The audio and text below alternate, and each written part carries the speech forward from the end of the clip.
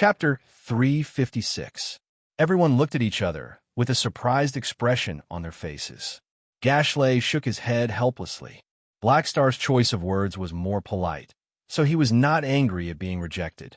He only felt regret. Although Sky Ring was a large organization, most of its members did not feel arrogant because of this.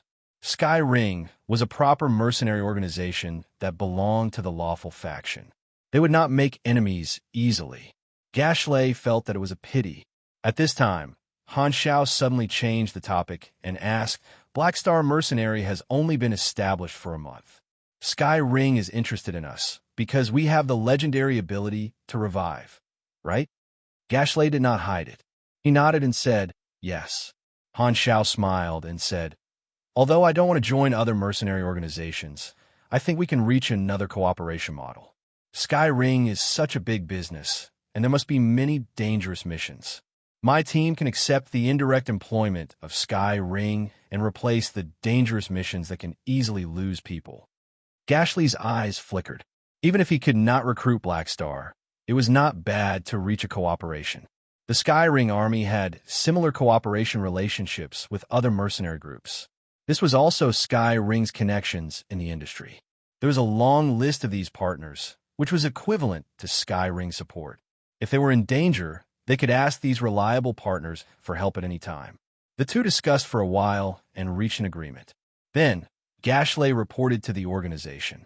Many mercenary groups wanted to contact a large organization like Sky Ring, and people often applied for cooperation. The people of Sky Ring were already used to it. Most of the applicants did not meet the requirements, but Blackstar was approved directly due to the special characteristics of his revival ability. His name was added to the cooperation list, and Han Xiao signed a cooperation contract. The general meaning of the contract was that all members of Sky Ring could contact Blackstar privately and ask for support at any time, but they had to pay separately. The contract stipulated that both parties were partners and could not start a war in any form. If Sky Ring was hired by one party, Blackstar could not be hired by the other party, and vice versa. Otherwise, it would be considered a breach of the contract, and the first party to breach the contract would have to pay compensation, and the contract would be voided. Other than that, the other terms were very loose. Han Xiao was quite satisfied with the result. It was equivalent to gaining a new client. He could use Sky Ring's reputation to expand his business.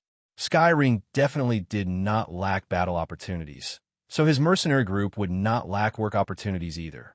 After all, the mercenary group had just started, and they could earn money no matter who hired them. While they could not enjoy the privileges of Tianhuan, at least they had an additional background that was beneficial to the development of the mercenary group. After signing the contract, Han Xiao suddenly thought of something and said, if I'm not wrong, you guys will be recruited by the Silvers. Gashley nodded. It's not just Sky Ring. The other large mercenary groups will not give up on this opportunity. My team has received a call from the officers, and we will depart to Fawn Galaxy to meet up later. Han Zhao's eyes flashed. Can my team follow you? If you get a mission, you might need our help. I'm happy to be hired by Sky Ring. Gashley paused for a moment and thought about it. There did not seem to be any harm in bringing a group of immortal mercenaries, so he said, okay, you can bring your team to the dock later and take our spaceship to move together. However, you have to be mentally prepared. If the mission is very simple, Sky Ring will not need our help, and you will have come for nothing. Han Xiao waved his hand, indicating that it was fine. He felt that this was a pleasant surprise. Using Sky Ring's relationship, he could skip the credit point requirement. Although the mercenary group was still very weak and did not have much chance to gain the favor of the Silvers, he could count on Sky Ring to hire him again. The three types of knowledge of compression technology were his goal. Sky Ring had many experts, so they would not lack the advanced knowledge. If he was lucky enough to be hired, he felt that he could try to raise the conditions. After finalizing the time and dock number, Han Xiao returned to the stronghold and gathered all the members. We have a new job. Get ready. We will depart soon, Han Xiao said with his arms akimbo. Everyone was overjoyed and excited. Knowing that the mercenary group had the potential to grow, the players had been looking forward to the next adventure. After being idle for so long, there was finally work. Maple Moon raised her hand and asked, "What are we doing this time? Why didn't the mercenary group's information show a new hiring mission?" Recently, the Silvers have received quite a lot of attention. We will follow the people of Sky Ring to the Fawn Star system. I have formed a partnership with them, so we might get hired. Han Xiao thought about it and added, "Also, don't raise your hand next time you ask questions." No wonder the interface did not trigger a mission. Everyone understood. They followed Han Xiao's lead and had no objections to the arrangement. Haluz was very surprised. He knew how powerful Sky Ring was. It had only been a few hours since they last met. So how did Han Xiao form a partnership with Sky Ring? There was no sign at all. Haluz pulled Han Xiao aside in private and expressed his doubts. Han Xiao did not hide anything and told him the whole process. "I see." Haluz was impressed. If he were the one negotiating, he probably would not have thought of proposing a partnership and would have lost this opportunity. Although in his eyes, Han Xiao was not strong enough. His ability to make use of every opportunity was amazing. Such a person was more suitable to be the captain. "Then, did you foresee anything?" Haluz whispered. Han Xiao shook his head helplessly. He really did not this time. The Silvers were not a storyline he was familiar with, so he did not have any impression of it. It should not be anything big. The Sky Ring army was huge, so Gashley's team had an internal spaceship. It was a civil spaceship that was dozens of meters long, narrow at the front and wide at the back. It was streamlined and looked like a water droplet, but it had sharp edges. The exterior armor was covered with sections of dark gold metal structure, like the gaps in the armor. On the left and right sides of the rear of the spaceship were mechanical bars that were slanted to the body of the spaceship. At the end of the bars were helical propellers. There were a total of 4 propellers that could change angles and were more flexible. This was a spaceship from a civilization in the Jellic Star cluster. It was equipped with a light hyperdrive engine, good at galactic travel, but slightly weak in combat. This kind of small spaceship was much cooler than the large spaceships of the Galactic Travel Agency. The players sized it up with admiration. Han Xiao touched his chin. He also wanted to buy an exclusive spaceship for his mercenary group, but it was too expensive. Even the simplest single-person galactic spaceship cost more than 100,000 anus. If he wanted to save money, he could only build it himself. However, building a galactic spaceship was too difficult.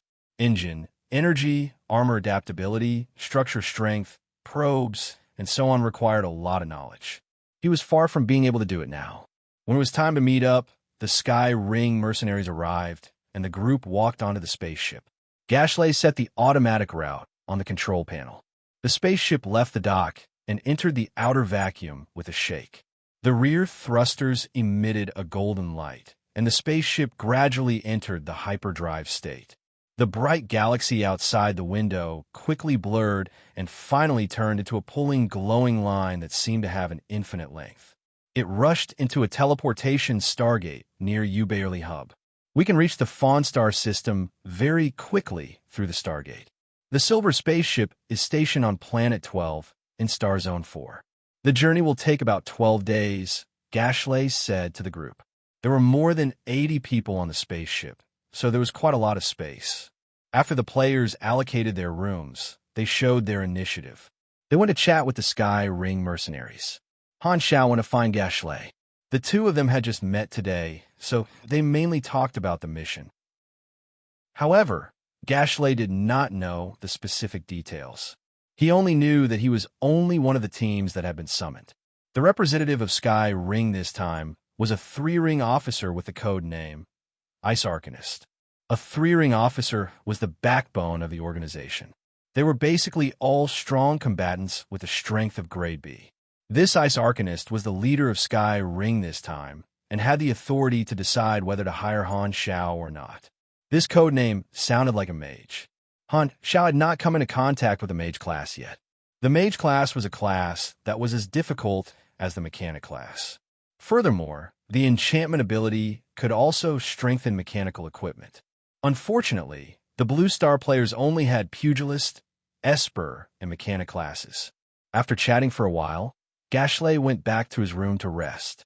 Han Xiao then visited the spaceship by himself.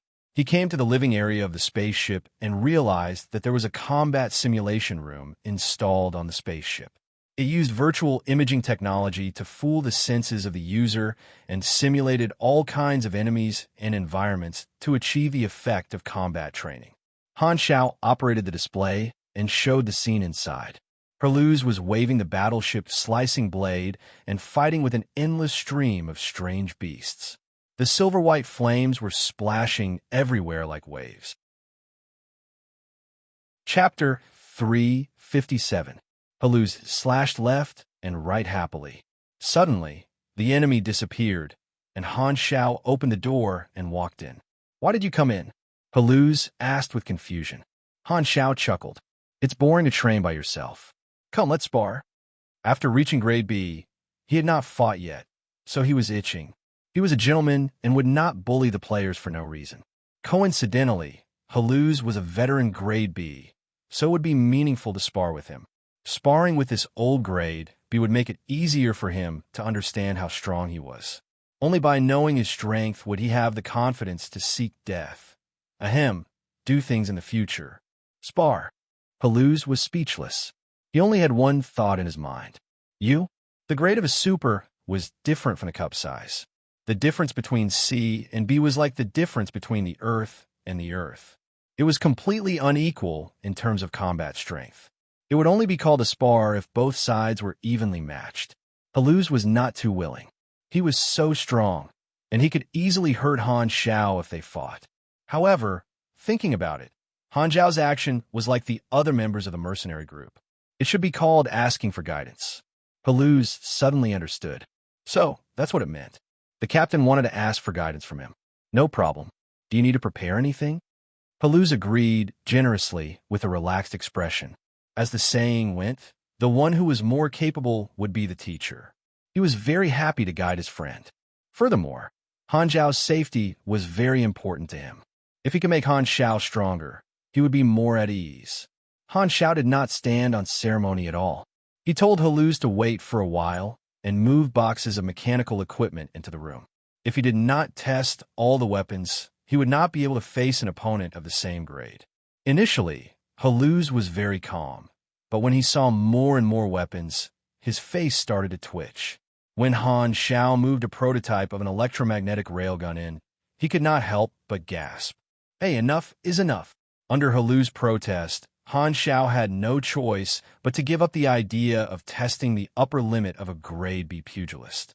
He put on the amphipter mechanical suit and moved his limbs. Melee combat was the strength of the pugilist class, and the simulation room had limited space and was at a disadvantage. Therefore, before the fight started, Han Xiao opened up a certain distance and asked casually, "Are you ready?" "You do it." Perluse was very calm.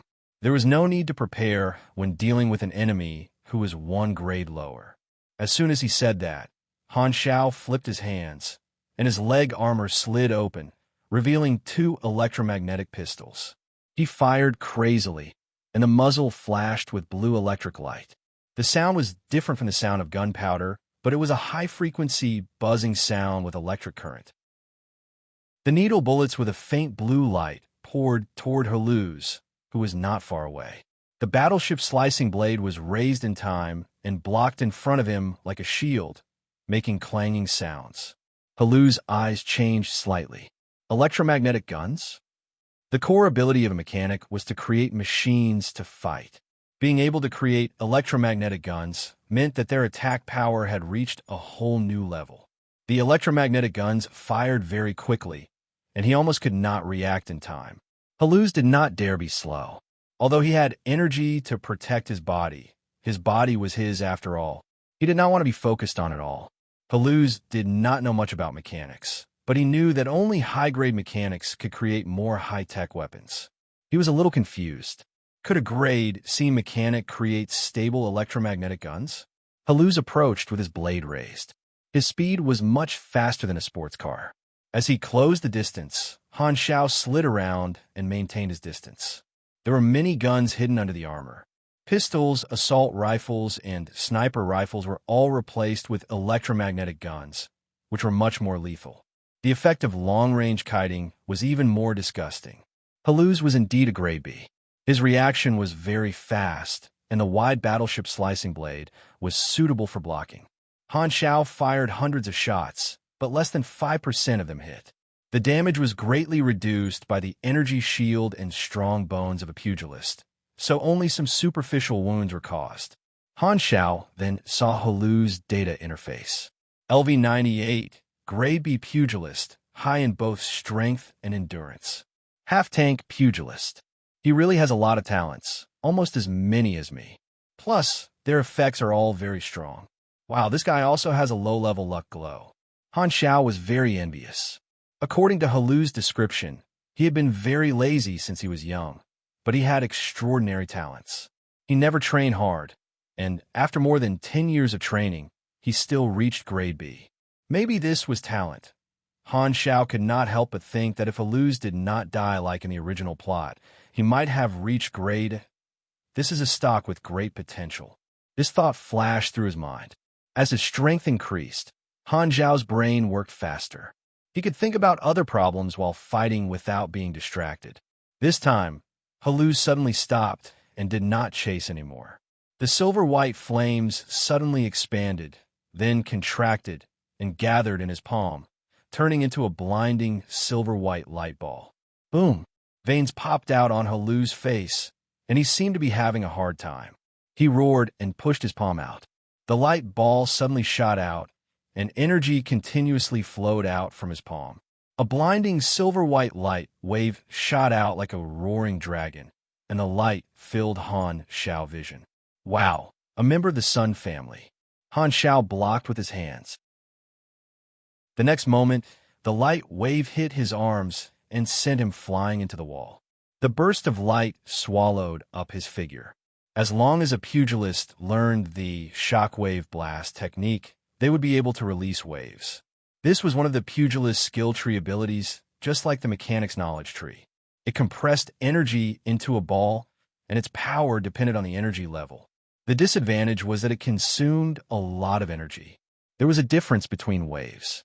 Compared to Grade C, Grade B waves were obviously thicker and longer lasting.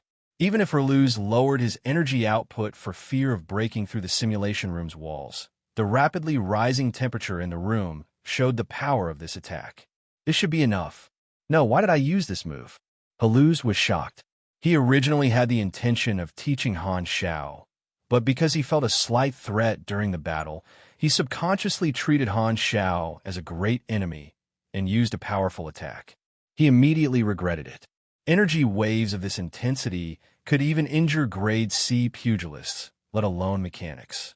Just as he was about to stop the energy output, a crescent-shaped lightning shot out from the center of the light wave and slashed the light wave apart. Han Xiao leaped into the air with a ferocious black scythe in his hand.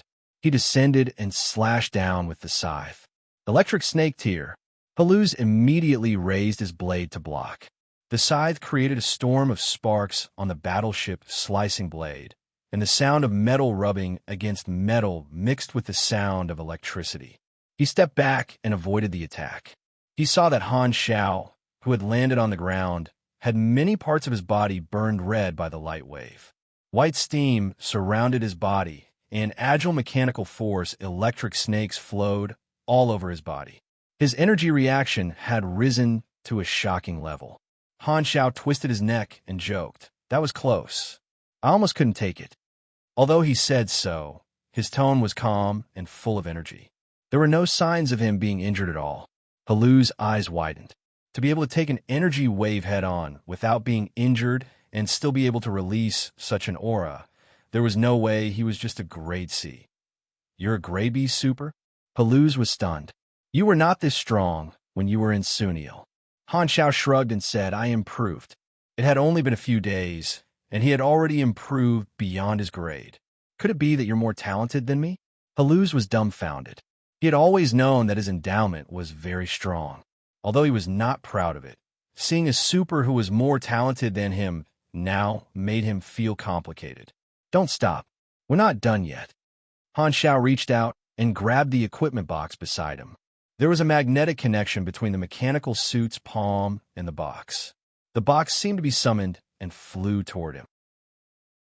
In midair, The box opened automatically, and the exoskeleton armor inside popped out.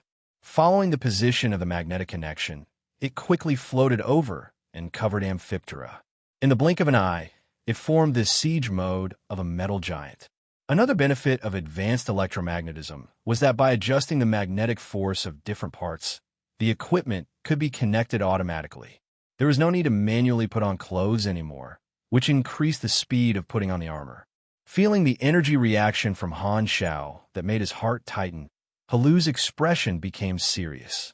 He adjusted his attitude and threw the idea of guiding him out of his mind. "You're right. Our battle can be considered spar."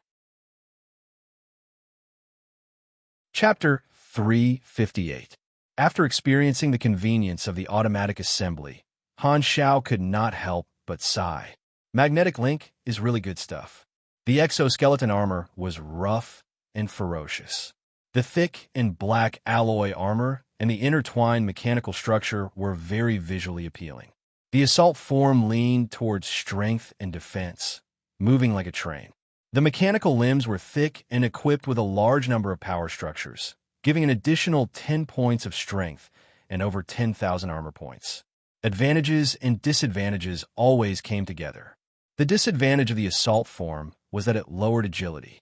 Amphiptera's body was wrapped in the thick exoskeleton armor, but luckily, with the knowledge of neural link, it was very easy to control the exoskeleton mechanical limbs. Battle Scythe. Electric Axe was originally a 2-meter-long weapon, but now it was like a short scythe for harvesting crops. Han Xiao charged forward with large strides, causing the ground to shake. Slash after slash, the scythe and battleship slicing blade clashed continuously. The two of them fought fiercely. Clang, clang, clang. The battleship slicing blade left scars on the armor. Han Xiao knew advanced materials science and combined it with advanced electromagnetism to create a new alloy. The material was tough and had an additional damage reduction effect after electricity was applied. Combined with the tough materials from before, the defense was extremely high. If it was normal steel, it would have been cut in half by Halu's blade. Han Technician was not arrogant enough to fight a pugilist in close combat. He could now control 7 sonic spheres at the same time, so he could bear a higher load on his nerves. He also had various weapons attacking continuously. After fighting for a while, the exoskeleton armor was full of scars, and Halu's was also cut a few times by the scythe. They were basically on par. Clang! After the last clash of weapons, the two of them pulled away and stopped attacking at the same time. Not bad. Han Xiao chuckled. After this fight, he had a more direct understanding of his own combat ability. The threshold for Grade B was 5,000 ona, and the standard for Grade A was 1 ona. The calculation model of the energy rank was a curve. The higher the number, the bigger the difference. Therefore, the higher the grade, the more obvious the difference between those of the same grade. The destructive power of 5,000 ona and 9,000 ona was completely different. Han Zhao's combat power was around 5,300, and he was still a Grade B newbie. Halu's had been Grade B for many years, but he had been neglecting his training, so his energy rank was only around 5,000. However, with Halu's talent, he still had a lot of room for improvement. Level B strength was the backbone of the Starry Sky and could basically protect themselves. However, it was still far from the level where they could do whatever they wanted. Knowing his own level, Han Xiao could better plan his next move. Halu's let out a deep breath and put away his weapon. He would not use his trump card until the battle was over. He knew very well that, as a mechanic, Han Xiao would definitely have more trump cards. Just from the exchange of blows just now, he had already felt a great deal of pressure. Han Zhao's attacks were endless, just like a hedgehog. If he wasn't careful, he would be injured. Oh no, he was already injured. After bandaging the wounds on his body with the physique of a pugilist, it would probably heal in a few hours. Black Star was an opponent of the same level, and Han Zhao's combat power had gained his recognition. Halu's was much more relieved about Han Zhao's safety. When he first joined the Black Star mercenary, he realized that he was the strongest in the team and always felt that he was unreliable. Now that he finally had someone at the same level, Halu's view changed. To be more specific, he originally thought that his teammate was a burden, but now he was gradually becoming a reliable partner. Furthermore, with someone of the same level, it meant that they had a common topic to talk about. The two of them smiled at each other and felt a sense of trust. Only people of the same level would have the foundation to trust each other. Haluz took the initiative to help move a few equipment boxes. The two of them walked out of the simulation room together and saw Mad Blade and a few other players waiting at the door. They were all shocked. "Black Phantom, you're so strong." Mad Blade's eyes were twinkling with stars. The content of his words was like a piece of cake. Mad Blade was very diligent. He wanted to find Haluz to trigger a guidance event, but he coincidentally saw the battle just now and was shocked. Because the mercenary group's information was public, Haluz was the only grade B, but Han Xiao was evenly matched with Haluz just now, so he was definitely a grade B too. Mad Blade and the others immediately came up with a logical explanation. Han Xiao must have been hiding his strength during the test. In the traditional view, the leader should be the strongest. The original leader's strength was not as strong as the new leader's, and this made the players feel uncomfortable. Only now did Mad Blade and the others feel comfortable. Han Technician's image was strong and mysterious. In the eyes of the players, he should be someone who could capture the moon from the top of the world and hunt turtles from the bottom of the world. Only the current performance matched the position of Han Xiao in their hearts. Mad Blade was one of the earliest players to follow Han Xiao and witness the rise of Han Xiao step by step. Every time he saw Han Xiao, he was habitually glad that he had made the choice back then. However, ever since he entered the galaxy, Mad Blade had been a little depressed. Because the team had expanded and the number of people had increased, he felt that he was left out. Back then, when Han Xiao had issued those quests with high rewards, Mad Blade had never gotten tired of them. However, the quests now were too serious, and Mad Blade missed that feeling very much. However, at the same time, he was secretly happy because of that.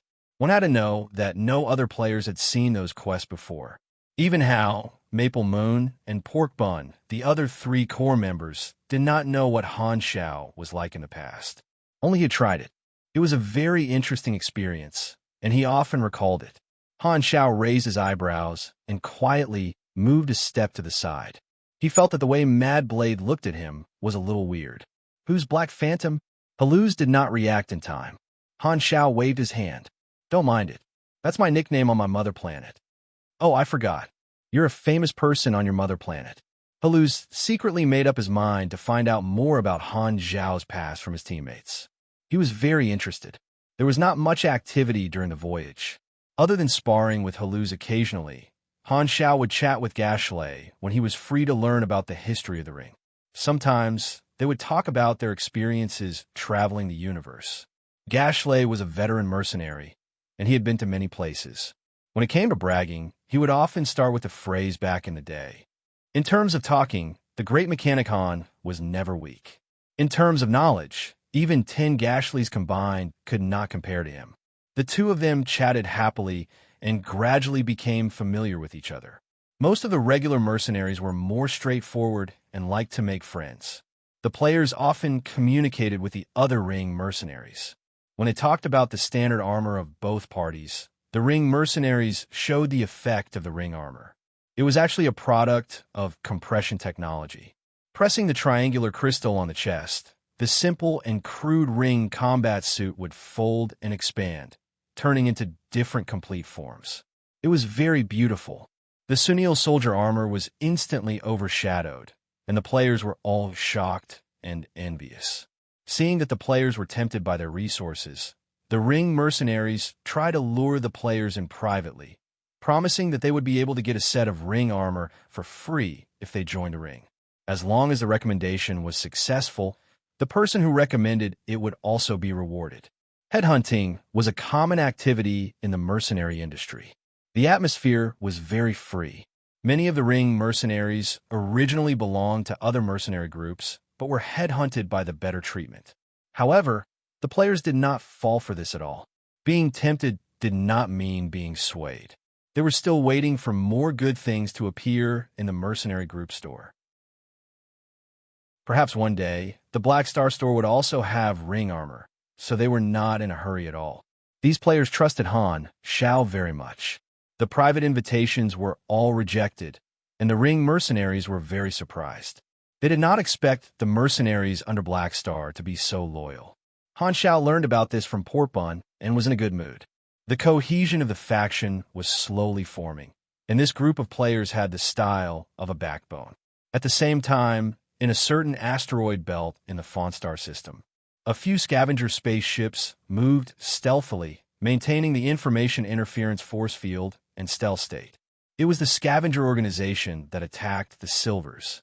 This was a group of slave traders who often sold human beings. They were notorious and had been rampant in the Shattered Star Ring for a long time. At the bottom of one of the spaceships was a prison dedicated to holding captives.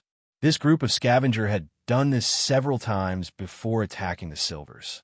The goods that were not too valuable were locked together, and the expensive slaves were locked up separately. The 17 captured Silvers were locked up separately. A thin man with light golden skin and messy white hair walked into the prison area. He looked gloomy. He was the leader of this group of scavenger. His name was Peggy, and he was a mixed-blood Godora. He only had 1/8 of the Godora bloodline in his body, but his appearance was still very similar to that of a Godora.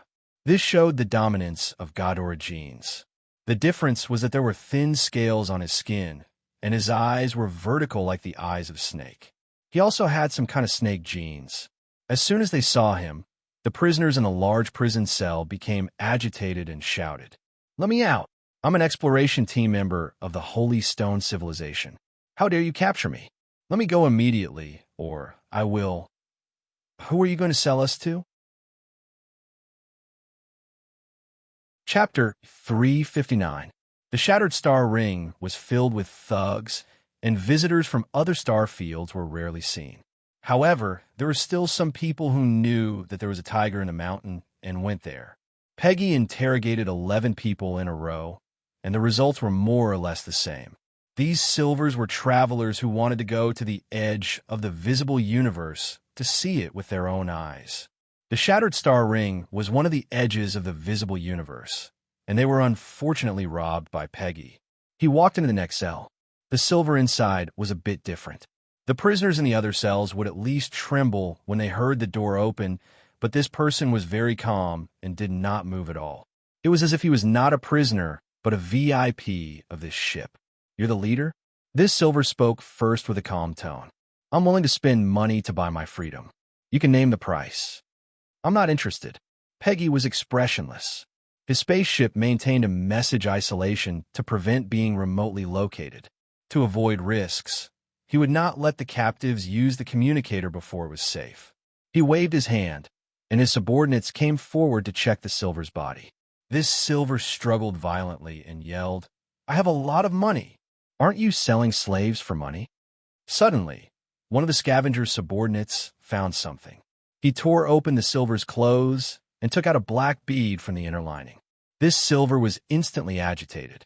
He wanted to pounce over and take back the black bead, but he was pressed to the ground and roared angrily. "What's this?" Peggy took the black bead from his subordinate and squeezed it with his fingers. It was very hard. The surface of the bead flashed with a deep light, with traces of magic radiance. "Get back to me. I'm the emissary of Dark Star. This belongs to Dark Star.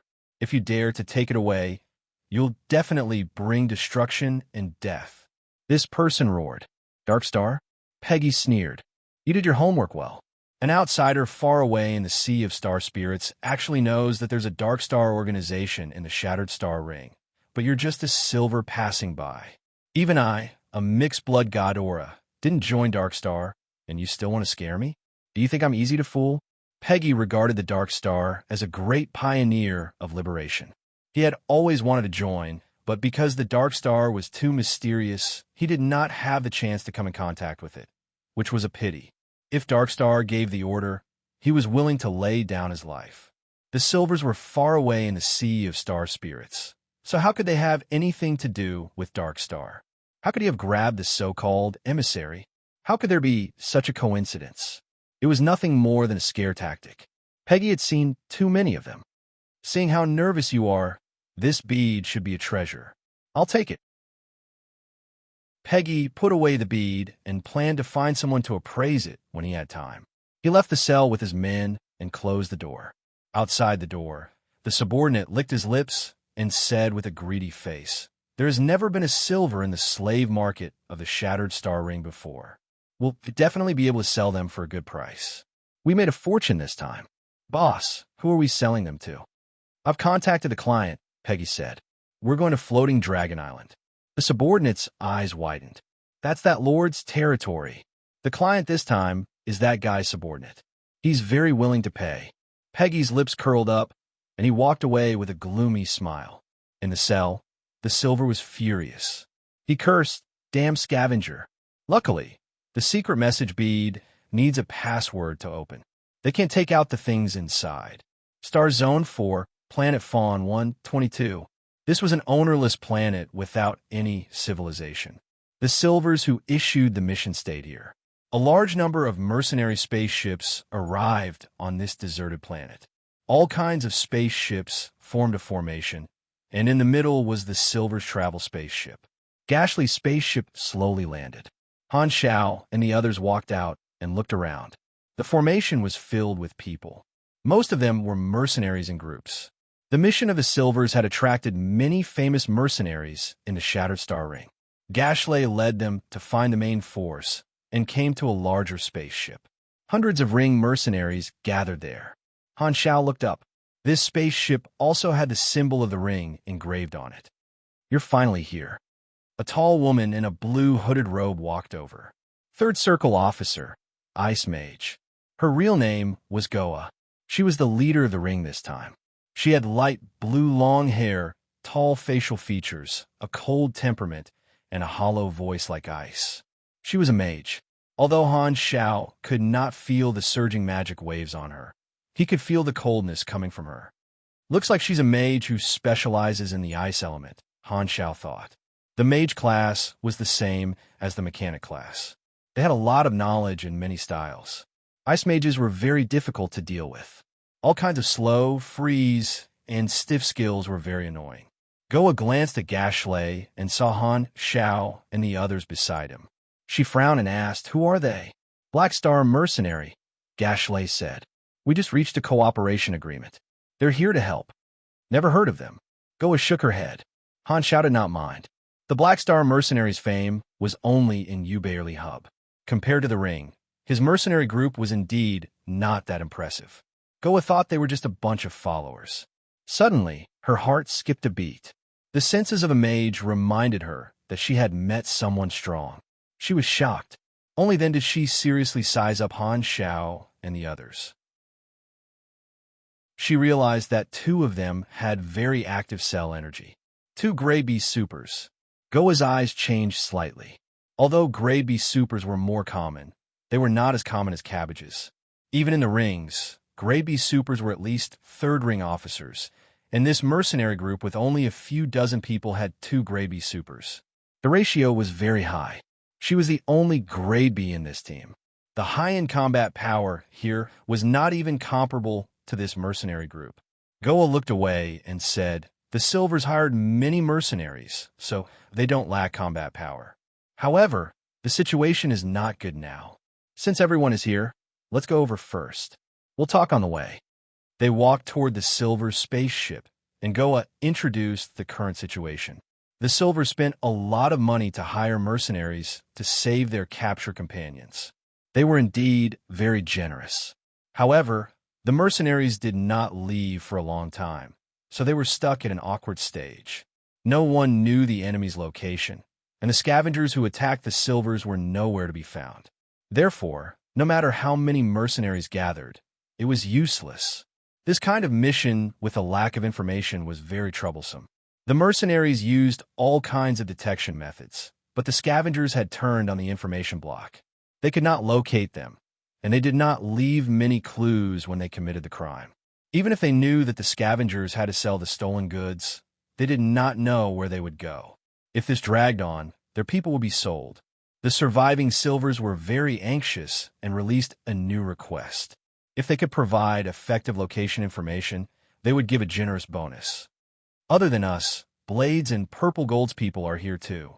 Purple Gold went to find the clairvoyant. Maybe he can find the enemy's location, Goa said. The Blades Army and Purple Gold Army, two large mercenary armies on the same level as the Ring, were also active in the Shattered Star Ring. The reward for this mission was base salary plus bonus. The base salary was the base salary, and the mercenaries who saved the captives would be given a bonus several times the base salary by the silvers. Therefore, in this mission, the mercenaries were comrades but also competitors. Regular mercenaries competed fairly and would not drag each other down. Otherwise, it would affect their reputation. Normally, when they could not locate the enemy, if they did not have more powerful detection equipment, the mystical foresight methods might be effective. The conditions to use abilities such as divination and foresight were very strict, and they needed very special talents. They were very rare. Players could not awaken foresight Esper abilities. Even if they could learn magic divination, they could only get very little information. It was very limited. They met Blade's team halfway, and both sides walked together. Goa chatted casually with the team leader of Blades and walked in front. The two large mercenary groups had their own uniforms, and those who knew each other talked. Han Xiao and the others were very conspicuous in the middle of the two groups of people. From time to time, people would look at this unknown mercenary group curiously. Who are they? Seems to be the Ring's helpers, called something Black Star Mercenary. Not big in scale, not famous. Probably here to join in the fun. The mercenaries around were whispering to each other, which made the players feel a little awkward. They felt out of place in this group, like they were outsiders being watched. On the way, Han Xiao was thinking about what to do next. He did not know if Goa had plans to hire him, but he did not want to come here for nothing. It was not easy to come here. So how could he go back empty-handed? Many famous mercenaries of the Shattered Star Ring have gathered on this planet. I came too late, and I don't have a good reputation. It seems like there's nothing for me to do. Han Xiao thought to himself. This is something that I have never come into contact with before, so I have to act according to the situation. While he was thinking, they came to the center of the formation. The appearance of the silvers was displayed in front of them. Their skin was snow white, and they had cute long antennae on their heads. They wore gorgeous clothes made of some unknown material that was soft and smooth. The lower half of their face was wearing an air filter mask. This was the player's first time seeing a universe noble. They looked left and right, but they did not see what was noble about them. They felt like they were no different from the other weird-looking galactic races. If a civilization is strong enough, the ruling race will naturally be nobles. Others will see their interests as the standard of nobles. This is a matter of class, and it has little to do with the quality of their individuals. Han Xiao patted Herlu's shoulder. Why are you patting me? Herluz rolled his eyes. Regarding this topic, the Senils did not want to talk to you. The Silver Captain was negotiating with the mercenaries. I hope you can hurry up and save my friends. This has been delayed for too long. If you continue to slack off, you won't get any reward. We don't know where the enemy is, so all detection and tracking methods are useless, one of the mercenaries said. You won't be able to give us any valuable information, so we can only wait for now. But don't worry, our friends have already gone to find a fortune teller. As long as you keep your promise and give the person who provides the information, I believe there will be a result soon. You people of the Shattered Star Ring are so greedy and barbaric, the Silver Captain complained. I hate this place.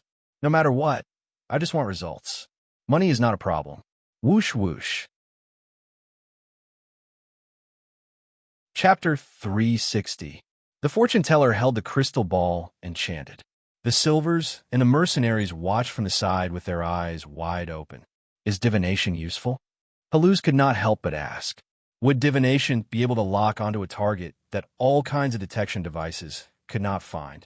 Sunil was a technological civilization, after all, and their understanding of magic was limited. They only heard about it and did not understand the theory behind it, so it was normal for them to be suspicious. Han Xiao stroked his chin. That depends on the situation. The universe is vast and full of wonders. Some things that can't be done by technology can be done by magic and vice versa. Of course, as technology improves, different knowledge systems will gradually have more similarities. Different paths lead to the same goal, complementing each other. Magic divination is still very useful. Can't you use your foresight ability? Haluz suddenly remembered that there was a diviner standing right next to him. I'm passive. Han Xiao coughed and brushed it off. After chanting for about 10 minutes, a blurry image appeared in the crystal ball. The fortune teller stopped chanting, stared at the crystal ball for a while, rubbed his eyes, and said with uncertainty, I saw a void dragon. Everyone was stunned. Void dragon? What are you talking about? The clarity of the divination result depended on the number of clues. Most of the time, it was ambiguous, but it was definitely related to the truth. I can only see this result, the fortune teller said helplessly. Do you guys have any ideas? The mercenaries surrounded the crystal ball and discussed. Goa frowned and suddenly said, Could it be Floating Dragon Island? As soon as she said that, the noise stopped as if someone had pressed the mute button. The mercenaries instantly quieted down and looked at each other with fear on their faces. Very likely, if there are any organizations in the Shattered Star Ring that are not afraid of revenge, Floating Dragon Island is one of them. Maple Moon noticed everyone's stiffness. She pulled Han Xiao's shirt and asked curiously, What is that place? Han Xiao narrowed his eyes. Wanted criminals can't get supplies on planets with orderly civilizations, but some neutral territories dare to accept galactic pirates, scavengers, and the like. Floating Dragon Island is such a neutral territory. Isn't that where the criminals gather? Why don't those civilizations just kill all the criminals? Port Bun squeezed over and interrupted.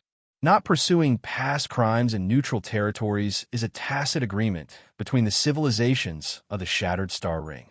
There's only one reason for this. These neutral territories that have stood strong for many years all have a powerful ruler. Han Xiao seemed to have thought of something interesting, and his lips curled up.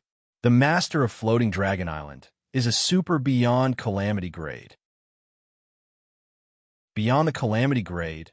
Is that above grade A? The players' expressions changed slightly. They finally understood why the mercenaries had such bitter expressions. They didn't know anything about this level of experts and didn't know how powerful they were, but Han Xiao was very clear about it. If grade A was a planet-level calamity, then above grade A it was a whole new level. It was enough to become an overlord in the galaxy, and not many civilizations were willing to provoke this kind of super. Take Hela at her peak as an example. She could harvest the souls of all life on an entire planet in a few seconds, causing the entire planet to fall into silence.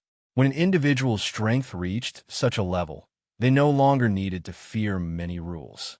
Even some star system civilizations might not be able to do anything to them. They were truly terrifying. Luckily, there were not many monsters of this level in the entire universe. In the vast Shattered Star Ring, there were only 4 beyond grade A supers that were known to the world. They were all famous and lonely. The master of Floating Dragon Island was one of them. Coincidentally, Han Xiao was very familiar with that guy. In his previous life, Han Technician had come into contact with him because of a mission. The Void Dragon race was a galactic creature. Their bodies were tens of thousands of meters long, and they lived in the universe.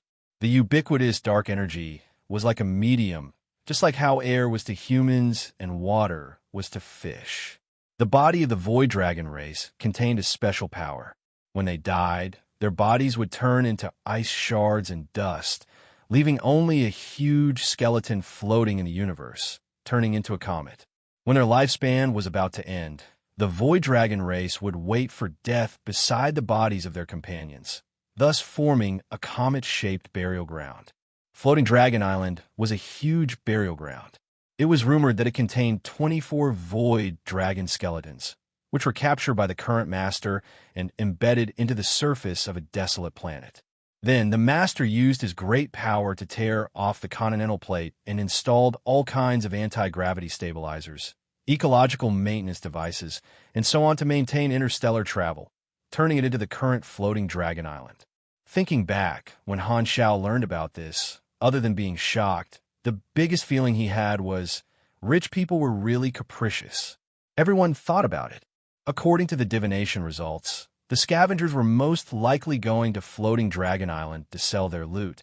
So many mercenaries wanted to retreat. Sorry, I'm withdrawing from this mission. The leader of a middle-sized mercenary group hesitated for a long time before making the decision. With him taking the lead, more mercenaries followed and left. Spaceships rose into the sky one after another and disappeared without a trace. Floating Dragon Island was a place where criminals gathered, and it was very dangerous. Mercenaries on missions were not very welcome there, as they might meet their enemies. Saving people in that kind of place, if they accidentally broke the rules and offended the master, they might not even be able to leave alive. Most of the mercenaries gave up. The Silvers were shocked and angry. These mercenaries going back on their words made them very angry. Only the people from the Ring, Blades, and Purple Gold mercenary groups remained. These three mercenary groups were very powerful. At the very least, the criminals on Floating Dragon Island would not dare to touch them. Having connections and backing was indeed different. Here's my chance. Han Zhao's eyes sparkled. The Silvers were definitely short of manpower now. He walked out from the crowd, smiled, and said, "I wonder if you still need mercenaries?" The three large mercenary groups immediately looked at him. The Silver's captain nodded immediately. This was like giving him a pillow when he was sleepy. Those famous mercenaries had promised to save the captives, but once they heard the location, they shrunk. What was the use of having a good reputation? They were not even as good as this uninvited mercenary group. Goa frowned and said, "Floating Dragon Island is full of brutes, pirates, and scavengers. It's very dangerous. Even if you're our partner, Ring's name won't protect you. If you get killed, you'll die for nothing. That place is too dangerous for you. You better reconsider." In her opinion, this mercenary group dared to apply for this mission because they were Ring's partner, but she felt that it was necessary to make things clear. If a direct member was killed, Ring would take full revenge, so brutes would not do anything. However, although partners could follow, Ring would not help them if something happened. That was the difference. Chapter 361. This time, Gashley explained, "Don't worry, Black Star's people are all immortals." What? Goa was shocked. She did not understand Han Zhao's team before, but after hearing Gashley's explanation, she understood the uniqueness of the Black Star mercenary.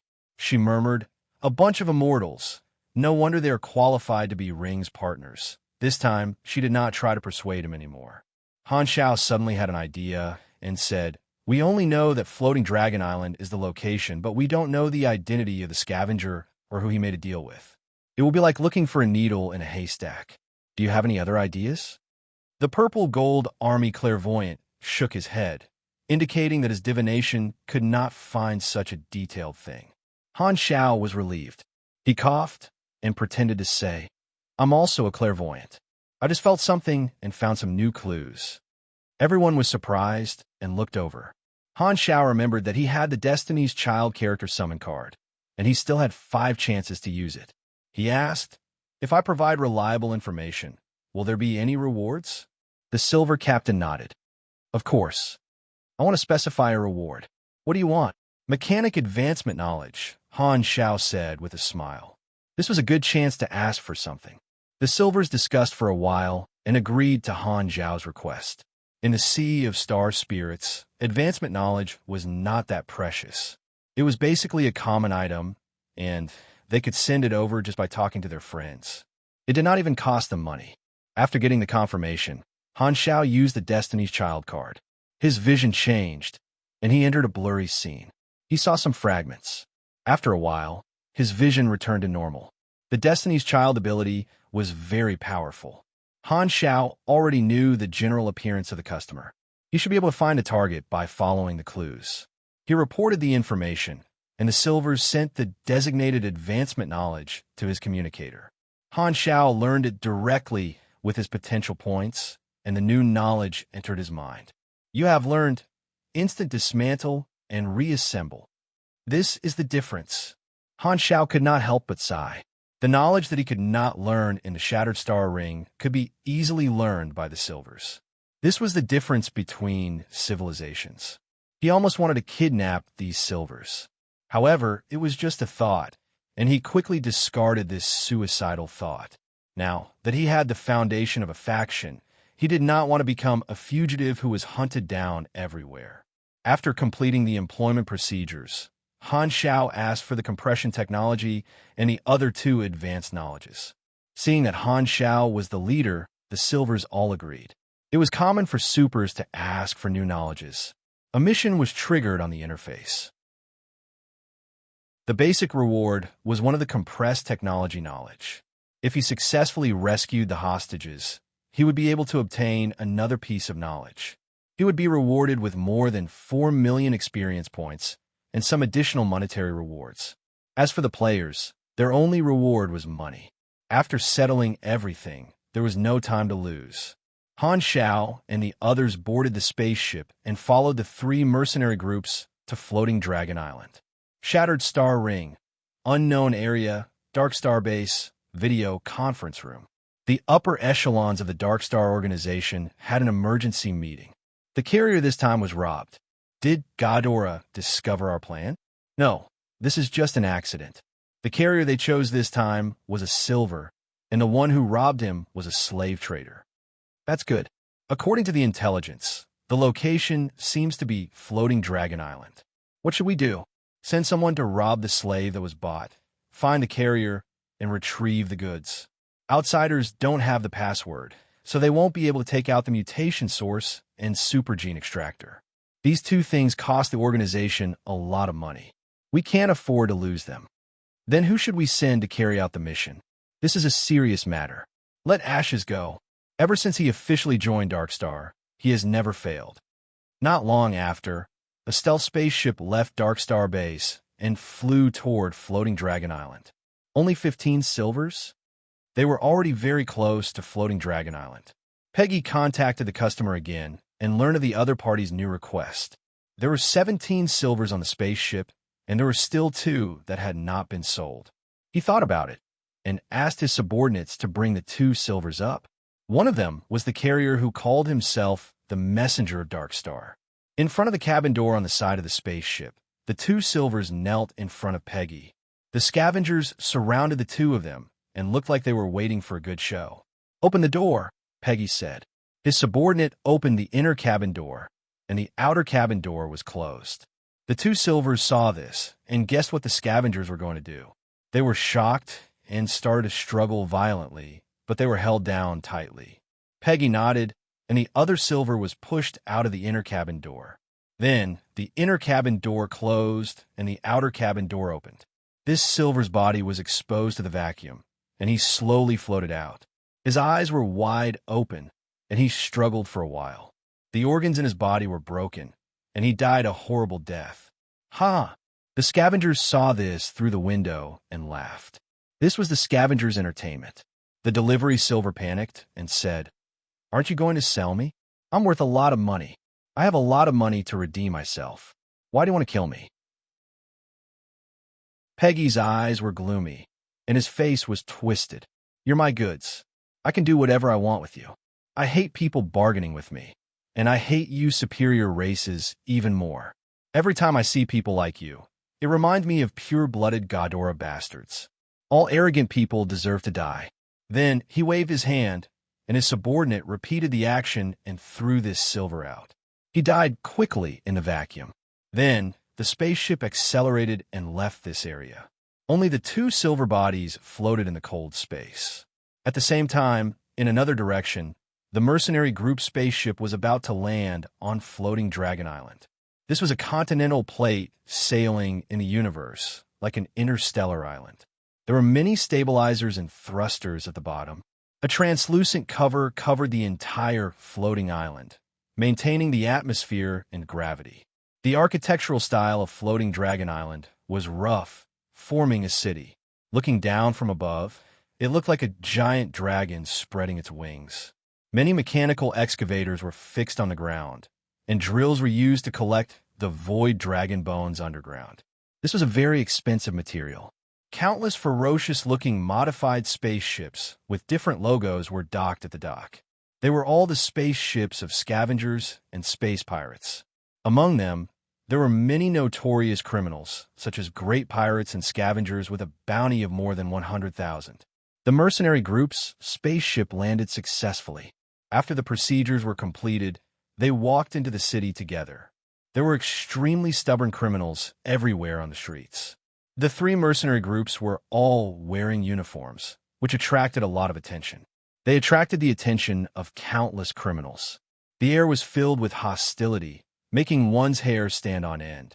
Because they knew that danger was everywhere, they were fully armed on the spaceship. The players wore the Sunil soldier armor, and Han Xiao was equipped with Amphiptera.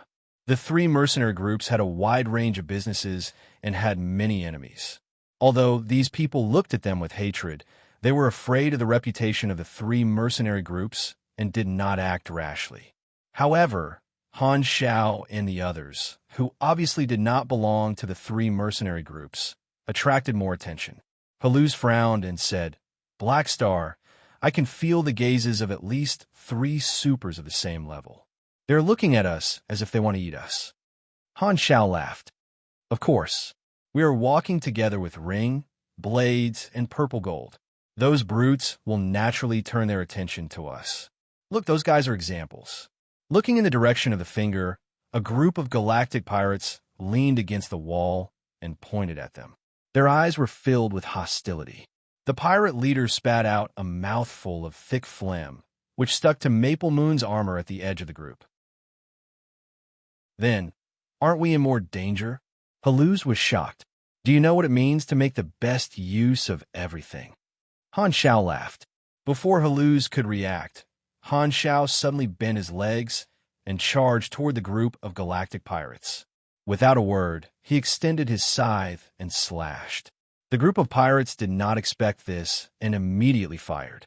Ding, ding, ding, sparks flew, and the bullets all bounced off the Amphiptera mechanical suit. Han Xiao was like a hot knife through butter.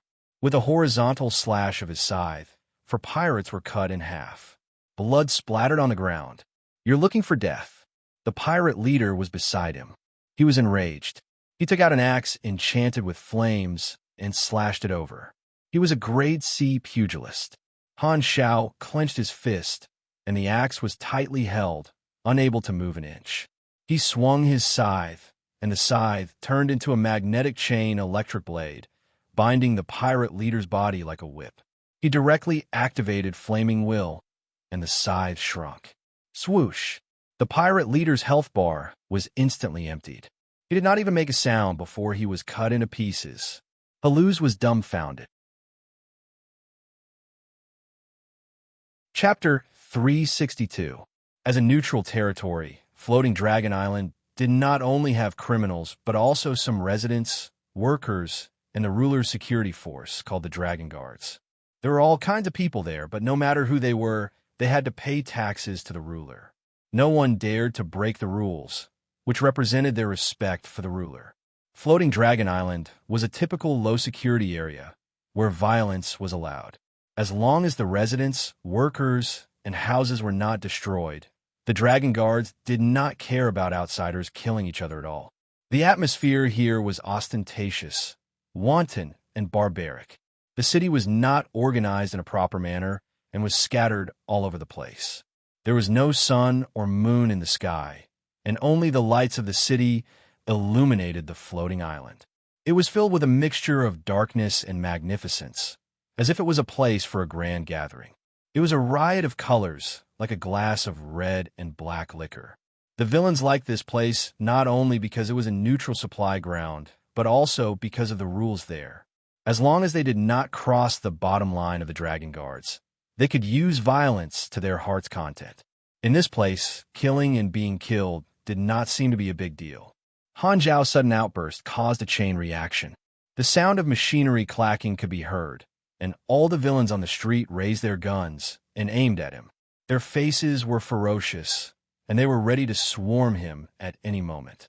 At this time, the people of the 3 large mercenary groups drew their weapons and surrounded Han Xiao without showing any weakness. They supported him and protected their companions. The villains who raised their guns hesitated.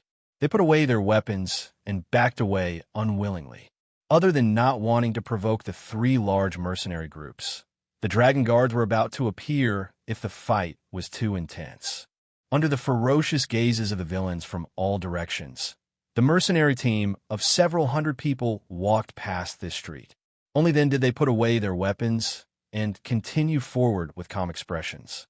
No one expressed their opinions about the disturbance just now, as if they had just done something that couldn't be more normal. Goa glanced at Han Xiao and did not blame him for his sudden action at all. All the mercenaries supported them, and they acted as if nothing had happened, forming a tacit understanding that did not require any explanation. Not to mention Haluz, even the players were very surprised. In this place, keeping a low profile is useless. You have to show your claws and fangs to intimidate potential enemies. The mercenary industry also has a hidden tacit understanding. Mercenaries participating in the same mission are all reliable teammates. As long as you don't cause too much trouble, everyone will advance and retreat with you. Your business is my business, Han Xiao said. Moreover, it's common to kill criminals here. It's a good opportunity to show our toughness. No one will think twice about it. Han Xiao directly skipped the steps of, "What are you looking at? And so what if I'm looking at you?" He immediately went up and slashed her peach blossoms with a single slash. Because in this place, he tried his best not to talk. Haluz finally understood that Han Xiao was making the best use of everything. Now that they were moving together with the three mercenary groups, they had the advantage in numbers and were using this opportunity to show off their might. This silent, tacit understanding instantly drew the players closer to the mercenaries. Deep into the city area of Floating Dragon Island, there were much fewer criminals on the streets. Based on the customer's image that Han Xiao had predicted, they locked onto the identity of the other party, Horlade, the owner of a local slave market. He was also a subordinate of one of the direct subordinates of the Floating Dragon Island master, managing part of the business. This is troublesome. The other party is a subordinate of the Floating Dragon Island master. If we rob his slaves, we will offend him. On the streets, the leaders of the mercenary groups gathered together to discuss. Ring, Blades, and Purple Gold gave Han Xiao enough attention, and the four of them discussed the action plan together. The current situation was a headache. Although the three mercenary groups were not afraid of the criminals here, because of their background, they did not dare to offend the Floating Dragon Island master. "We can't anger the people of Floating Dragon Island, or we will be dead for sure. We need to think of a plan," the leader of Blades, Porter, said calmly. Beside him, Serene, the leader of Purple Gold, pondered and said, "If Horlade has already bought the silvers, we can't take them back by force. The best way is to snatch the captives before Horlade pays. Since we know the customer, we can wait for the scavengers to come, set up an ambush, and snatch the captives on the way. This way, we won't have a direct conflict with Horlade. Then, we need to first confirm if Horlade has received the goods," Goa said. "As long as he hasn't bought the captives yet, this plan will work. We have to contact him. But if we talk as mercenaries, he will definitely be wary. A buyer doesn't want to see someone coveting what he wants, so he might find trouble with the Dragon Guards." There was a prerequisite for waiting, which was that Han Zhao's prediction was reliable. Since there were not many clues, they could only choose to trust him. Anyway, if the information was wrong, Han Xiao would not be able to escape responsibility. With someone taking the blame, the three leaders did not panic.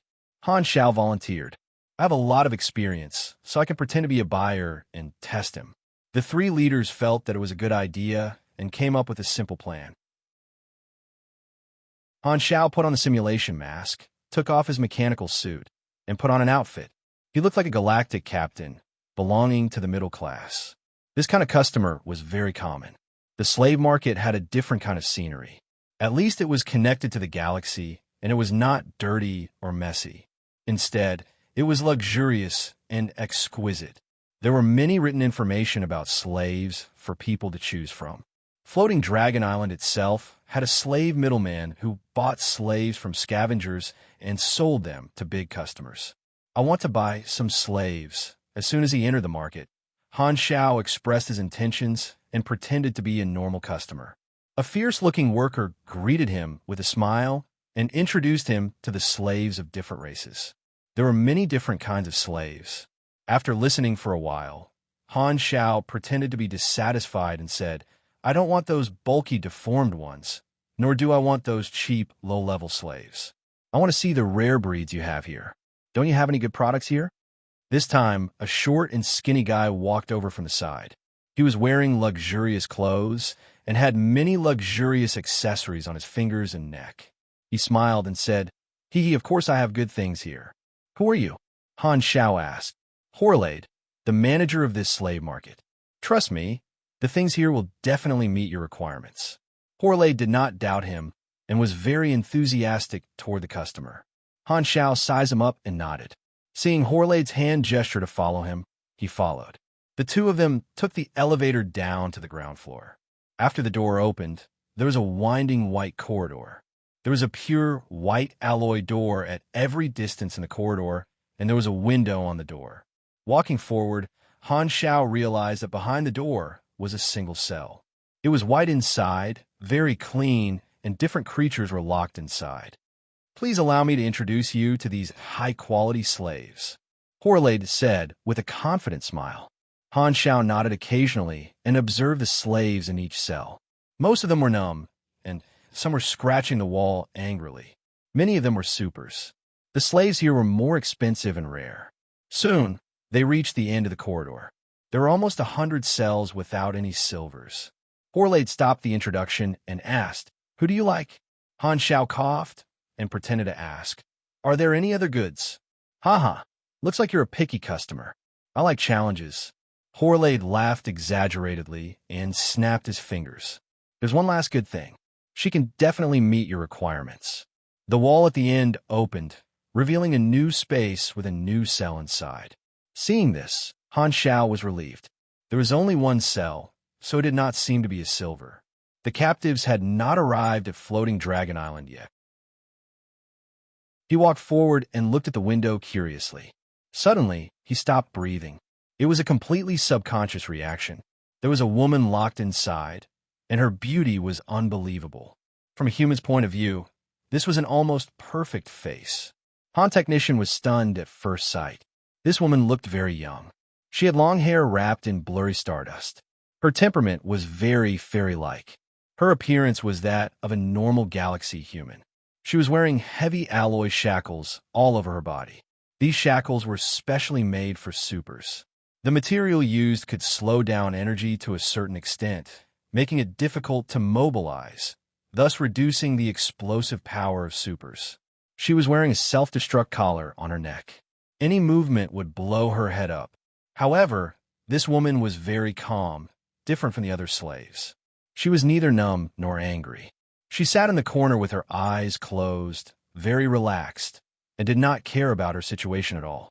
Just as Han Xiao was observing her, this woman suddenly opened her eyes. A pair of beautiful eyes that seemed to contain the sea and the stars suddenly appeared in Han Xiao's eyes. She stared at the single-sided window of the cell, as if she knew that someone was looking at her outside. She seems to be a very powerful super. Han Xiao thought to himself and regained his calmness. Being stunned was purely a subconscious reaction at first sight, but he quickly shook off this emotion. He took a few more looks and realized that he did not know this woman. Just as he was about to move his eyes away, a new mission suddenly appeared on the interface. Clearly, the trigger was this woman. Chapter 363. You have triggered the mission, Visitor from Afar. Mission Introduction. When you saw her for the first time, her eyes were imprinted in your heart.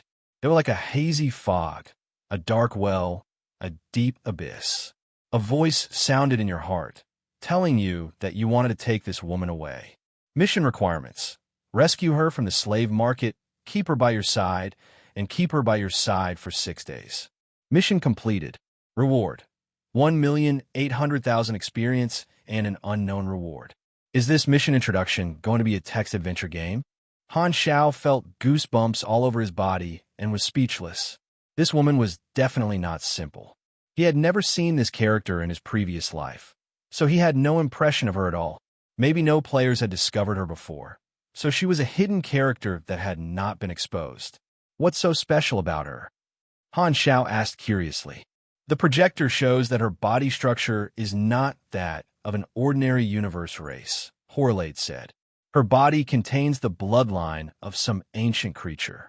We can't find a matching file, so we don't know what race she is. After the energy detector test, the energy reaction in her body is far beyond that of normal creatures. Her level is constantly fluctuating. The lowest is at least grade C super, and the highest is even grade B. Why is such a strong super under your control? Han Xiao was surprised. He pointed at the shackles and self-destruct collar on the woman. Those things can't kill a grade B super. Horlade rubbed the jewelry ring with his finger and said with a smile, "Of course, we don't have the ability to control someone above grade C. However, she doesn't know how to use the energy in her body, so she has no combat ability. Plus, she willingly stayed here." Han Xiao was stunned. There's something wrong with her memory. She can't remember most of her experiences. She only remembers language, but her intelligence level is not that of a baby. She has very high intelligence and can communicate. So, she's someone with amnesia? Haha, it's not as simple as amnesia. Horlade pointed at his head.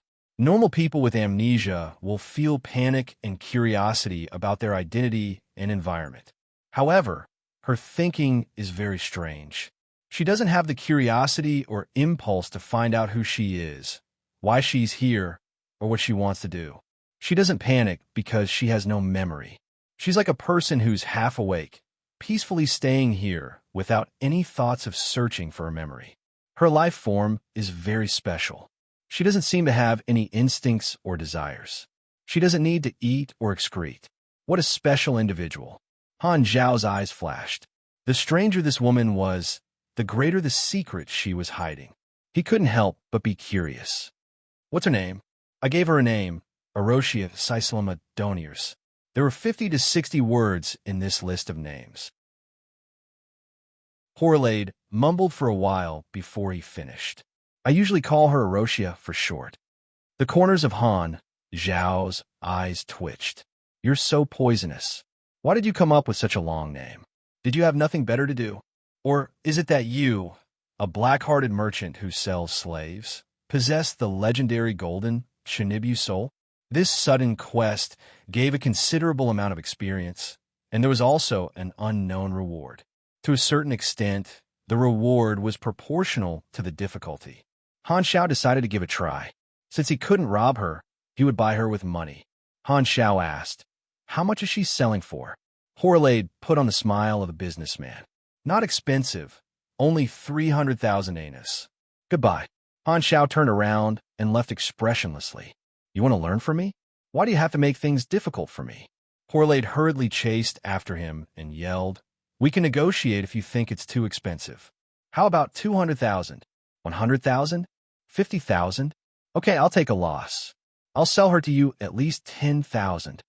Han Xiao had a suspicious look on his face. 30 times discount. How could there be such a thing? As the saying went, if something abnormal happened, there must be something wrong. Thinking about the 6-hour time limit in the quest, he suddenly became alert. After thinking about it, Han Xiao temporarily put this quest aside and continued to test him. This price is about right, but I still want to buy other rare slaves. Don't you have any other goods? Horlade heard that, grinned, and said, Haha, you're in luck. I'm going to add a new batch of rare goods. You can come take a look then. Han Zhao's heart skipped a beat. This batch of new goods should be the silvers. Luckily, they weren't delivered yet, so the mercenaries' plan could be implemented. That's great. I'll come take a look at the goods then, and I'll buy that Arosia too. Han Xiao pretended to be happy and expressed his sincerity to buy, but he still did not pay. After a few perfunctory words, he was ready to leave. Horlade had no choice but to let his brother send Han Xiao away. Horlade was the only one left in the underground prison corridor. He pouted and mumbled, "What do you mean by paying when the time comes?" He definitely doesn't want to buy Arosia. When he took over the slave market, Arosia was already locked up here. The previous owner told him that he did not need to give her any special treatment and could just sell her normally. However, there was once a customer who bought Arosia. A few days later, Arosia, who was taken away, appeared out of thin air in this prison cell, giving him a huge shock. The customer came back angrily, and only then did he know that Arosia would suddenly disappear on her own after being taken away and mysteriously return to the prison cell. Horlade asked the previous owner and found out that Arosia had already existed not long after Floating Dragon Island was built. The owner at that time reported the situation, and it reached the ears of the Floating Dragon Island's ruler. That willful beyond grade A boss came over to take a look, and with the principle of just kill what you don't understand, he killed Arosia and turned her into ashes. However, after a few days, Arosia appeared again as if nothing had happened. The big boss came over to kill her again. After repeating this more than 30 times, he finally came to the conclusion that this was a space wonder, some kind of strange phenomenon that was hard to explain. According to his observations, only one Arosia would exist at the same time. If she died, she would suddenly be reborn after a period of time. However, the short-term memories of her previous life would disappear, and she would return to her initial amnesia state. If she left this prison cell, she would also suddenly disappear from somewhere else. No matter what building this was, she would return to the location of the prison cell. According to the conclusion, regardless of whether she died or was bought, Arosia would not leave this place for more than 6 days. The Floating Dragon Island's ruler was very casual and threw the space wonder to the slave market to deal with. Therefore, the owner sold it as a commodity to cheat the buyer of money. Horlade shook his head and subconsciously looked at Arosia's prison cell. Arosia, who was originally sitting in the corner, was standing in front of the window. Through the window, only a pair of deep and calm eyes could be seen. Horlade was startled. After a while, he turned around and left. In the prison cell, Arosia's eyes followed Horlade's figure as he moved. However, this was a one-sided window, and the scene outside could not be seen from inside the prison cell. I've asked around. The Silvers are not here yet. Returning to the team, Han Xiao reported the information, and the 3 leaders were energized. Great, we can carry out the rescue plan. Purple Gold's leader, Serene, said, time is tight. We don't know when the scavengers will arrive, and we don't know their identities. It's best to split up and ambush at all the main roads leading to the slave market. There's only one chance, so we can't miss any suspicious targets. We have to save the Silvers before they are sold to the market. The few of them decided to split up and ambush. The ambush location extended from the dock to the slave market, and every street and intersection had to be equipped with mercenaries. Using the distance from the slave market as a standard, the ambush line could be roughly divided into 4 layers. The first layer was the furthest, which was the dock, and the 4th layer was the closest to the slave market, which was around the market.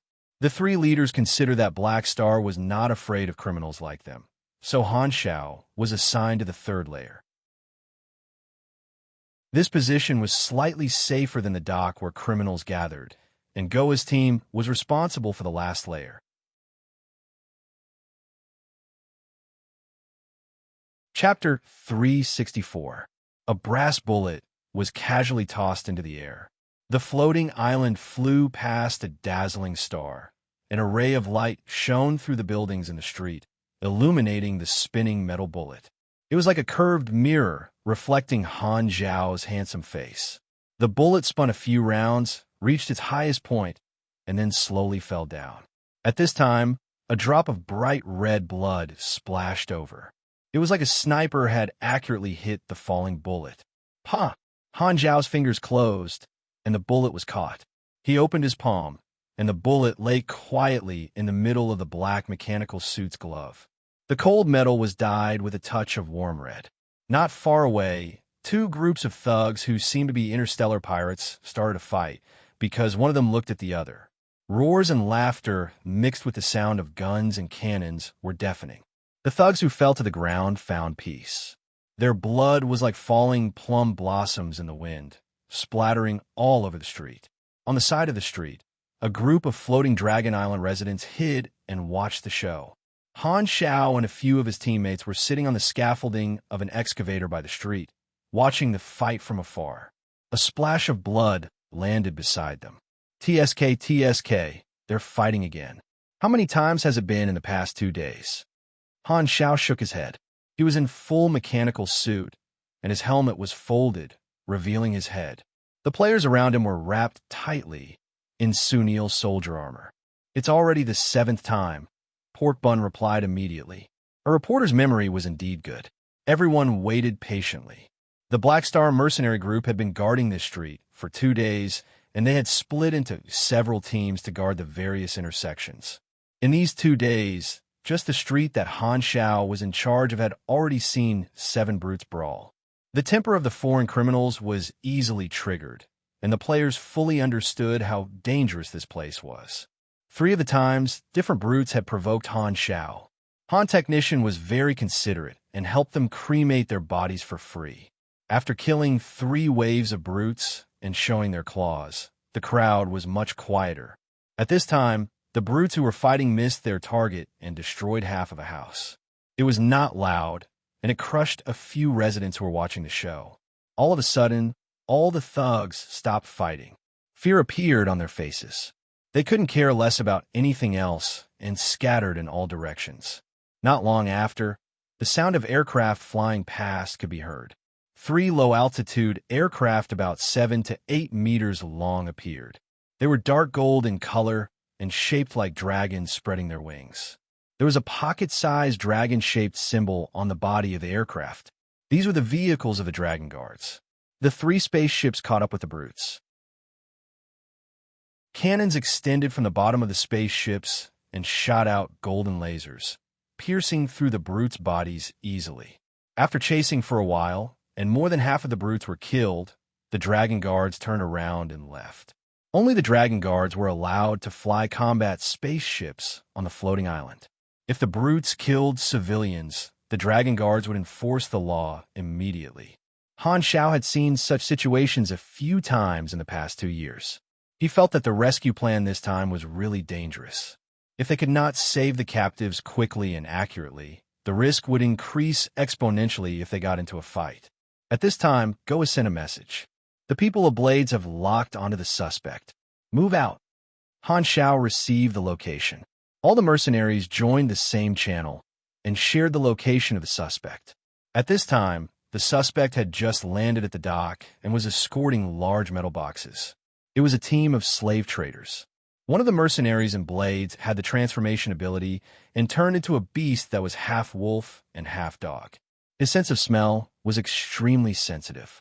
He smelled the scent of the silvers on these slave traders and locked onto the target.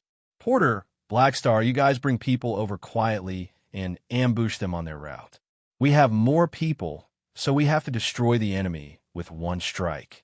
Don't get into a fight. Goa, you take the people of the circle and guard the perimeter.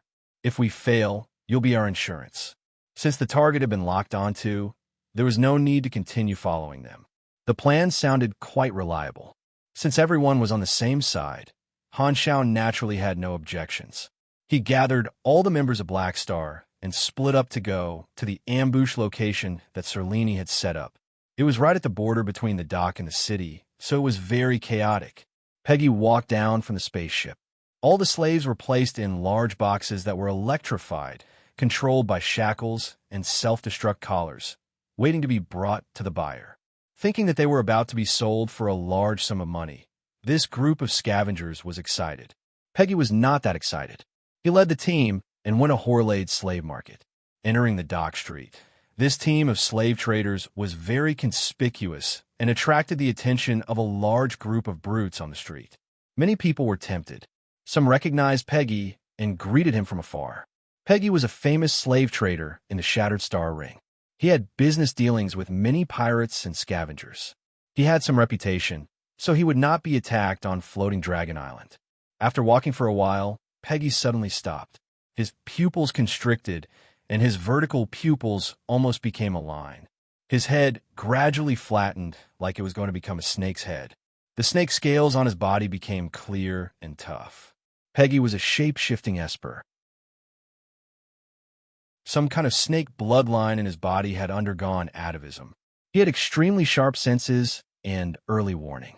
He sensed that someone was following him, and there was a faint murderous intent in the air. His strong intuition told him that he would encounter something if he continued to walk forward. Oh, the smell of an enemy. Is it coming for me? Who could it be? Peggy's eyes were cold. He stopped, waved his hand, and said, "Go back the way you came. Return to the spaceship." Then he turned on the communicator. "My dear Horlade, I've arrived at Floating Dragon Island. Come and get the goods yourself this time." Horlade was confused. "What's wrong with you? You used to send the goods over. Why do you want to go this time? Also, why did you transform for no reason? You look like a snake. Too ugly."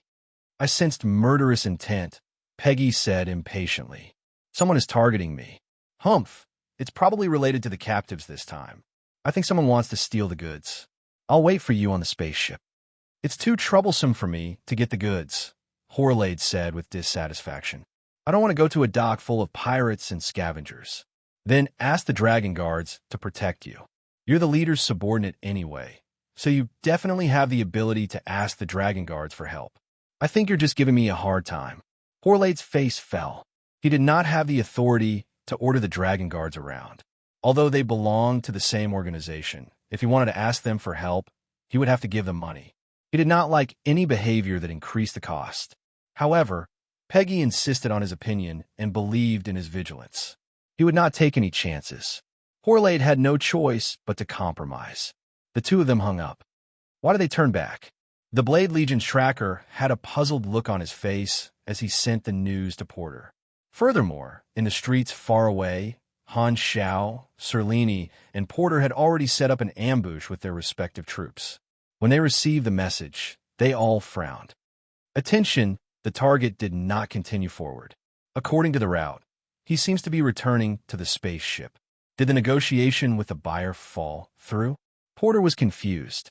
Because Peggy had finally shown his face, Serlini searched the Army's archives and found Peggy's information. He was shocked. This is not good. That scavenger is called Peggy. His Esper ability is to transform into a snake. He has extremely strong senses, close to short-term foresight. He might have sensed danger. Originally, they did not want to alert the snake, but this snake was too sensitive. It had already been alerted, and the other party had become vigilant. At this time, Goa, who was guarding outside, sent a message with a serious tone. "There's an accident. Horlade left the slave market and seems to be heading to the dock. It's very likely that the buyer will pick up the goods himself." Everyone's expression changed. Han Xiao thought for a while and said, "Then there's no other way. We'll kill our way over and save them. We can't let the two sides meet up. Our time is limited, so it's best to act now." The original plan was not bad, but the situation was very unpredictable. Serlini felt that Han Xiao was right. They could only attack in haste now. He told everyone to get close to the target quickly. At the same time, he gave another order for a few people to start the spaceship in advance. When the time came, they would grab the hostage and leave immediately. Peggy returned to the dock that was filled with brutes. When he was still a few hundred meters away from the spaceship, the mercenaries finally approached him. "Go!" Serlini did not have time to care about anything else.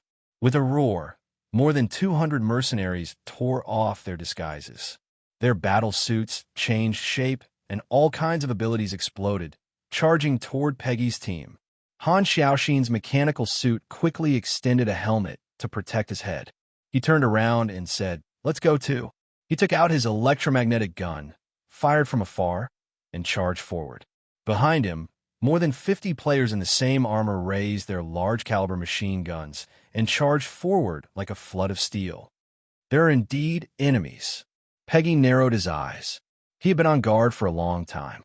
He had his men quickly pull out their guns and shoot. He was very cunning. He quietly shot at the other brutes and dragged the other gangs into this. The dock was a huge square. There were no residents. They were all outsiders. This was the most dangerous place. The mercenaries and Peggy exchanged fire. Bullets rained down. Many stray bullets hit the brutes nearby, and there was a roar. "Who's hitting me? Ouch, my eyes. Damn mercenaries. Do you want to kill us?" The dock was the most chaotic. Groups of brutes were also affected and joined the battle. A chaotic battle broke out. Chapter 365. Bang, bang. Bullets rained down.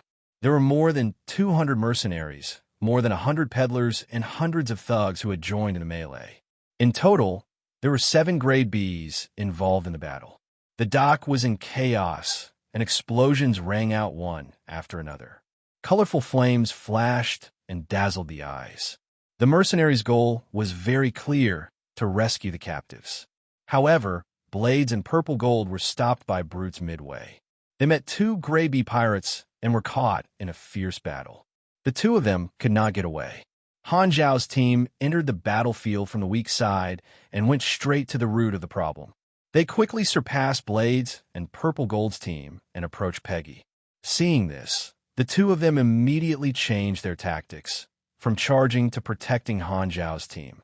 Serene yelled, "Black Star, we'll take care of your left and right. Don't worry about the other enemies." The battle was too chaotic. It was hard to tell when the Dragon Guards would appear. The biggest mission of the mercenaries was to rescue the captives and then escape. Now was the time to race against time. The players all displayed their abilities, and like a sharp knife, they opened up a gap. Halu's battleship's slicing blade swept horizontally, and all the obstacles below grade B were swept aside. It was extremely fierce, and the silvery white flames splashed out as if they were free.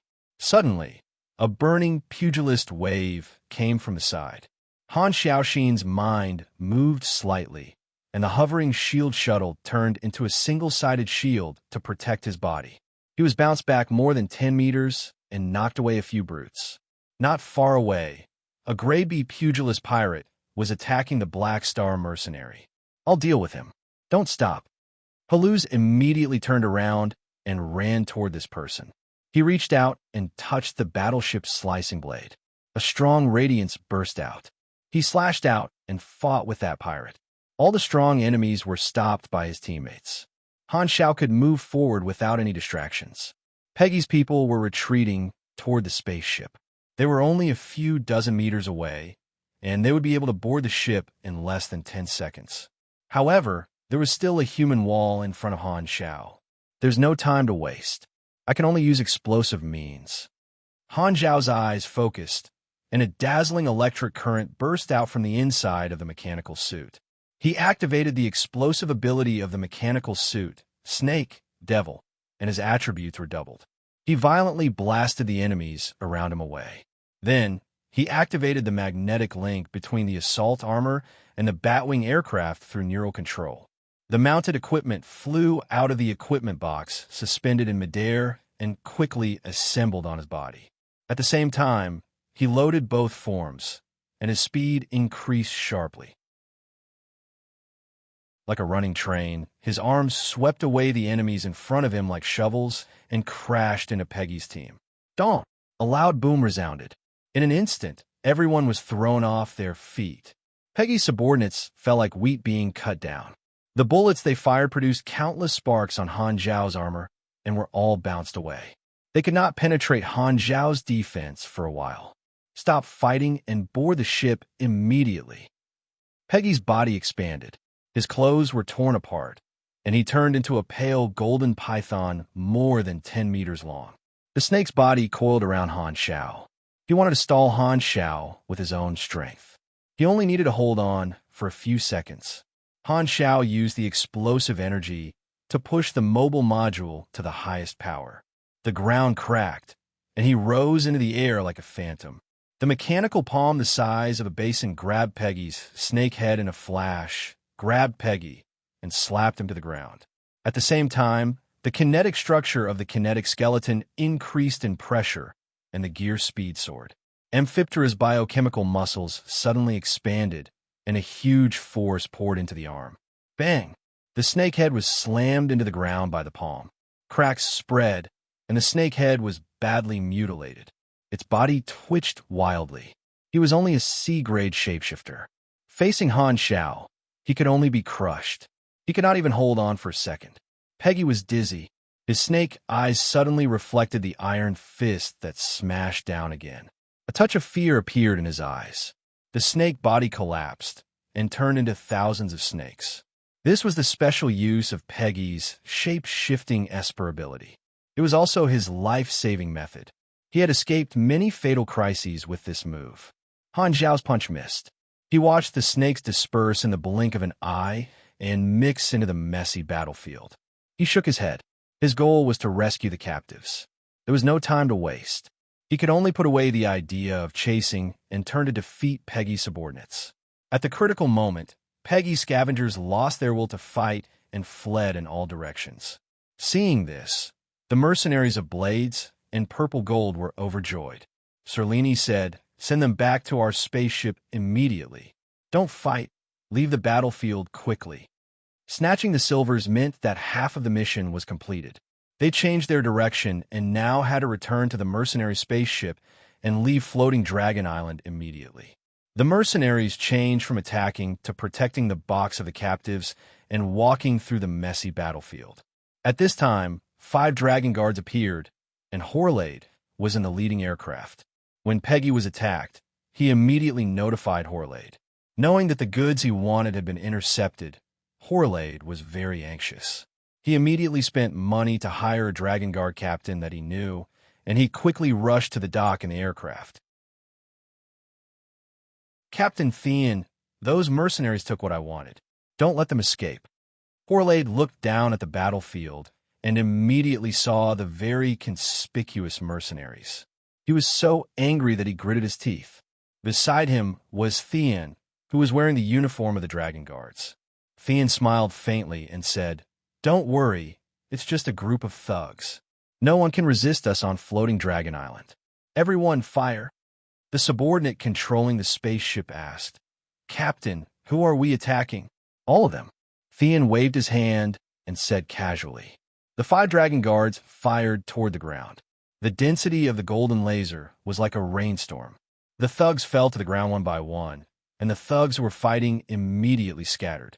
No one dared to fight back. Even the Grey Beast Supers only hurriedly ran away. The cannon fire followed the mercenaries like a shadow. There were mercenaries who were knocked to the ground from time to time. The Dragon Guards broadcast, "Everyone listen, stop running immediately and surrender, or we'll kill without mercy." *T, the Dragon Guards intervened. "We're being targeted." Porter was furious. He could see the aircraft following them closely. It was obvious that they were targeting them. The good situation suddenly turned bad. According to the firepower of the Dragon Guards, they would have suffered heavy casualties by the time they reached the spaceship. This time, a laser shot near the Black Star mercenary and caused an explosion. A few players, including Ligu, were blown away and fell to the ground. Ligu fell to the ground, his butt hurt. Just as he was about to get up, he suddenly saw a black bead on the ground. Just now, when Peggy's clothes exploded, the black bead he had obtained from the silvers also fell out and rolled on a battlefield. It was his black bead. "What's this?" Ligu picked up the black bead, and a notification popped up on the interface. "You have obtained an unknown item. Give it to a special person for a high reward, or you can take it for appraisal." Unknown item? It should be something good. I just don't know where it came from.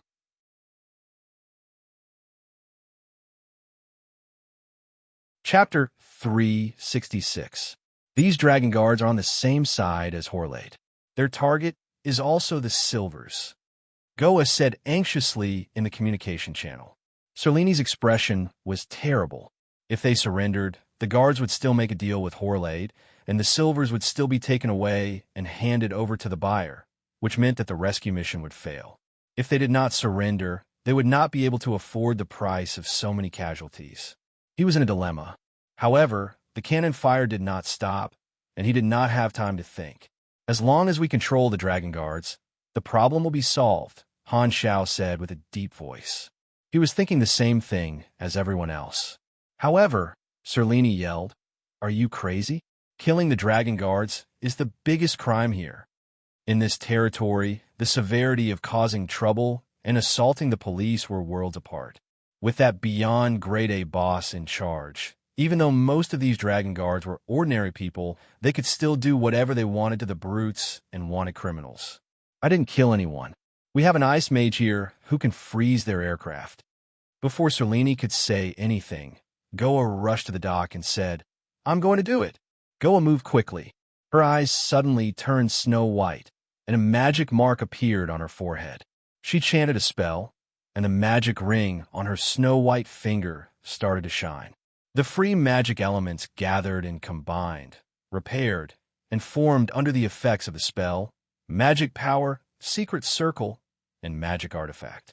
The magic language was deconstructed and then reorganized into natural laws, creating changes to reality. A large amount of low-temperature water vapor suddenly appeared in the air.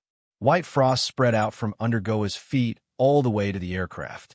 5 icicles suddenly rose from the ground and grabbed the aircraft like claws. The magic low temperature turned the aircraft off. The aircraft flew forward due to inertia, and the icicles extended, turning them into ice sculptures very quickly. The icicles became a bridge connecting the aircraft and the ground, freezing the 5 aircraft in midair.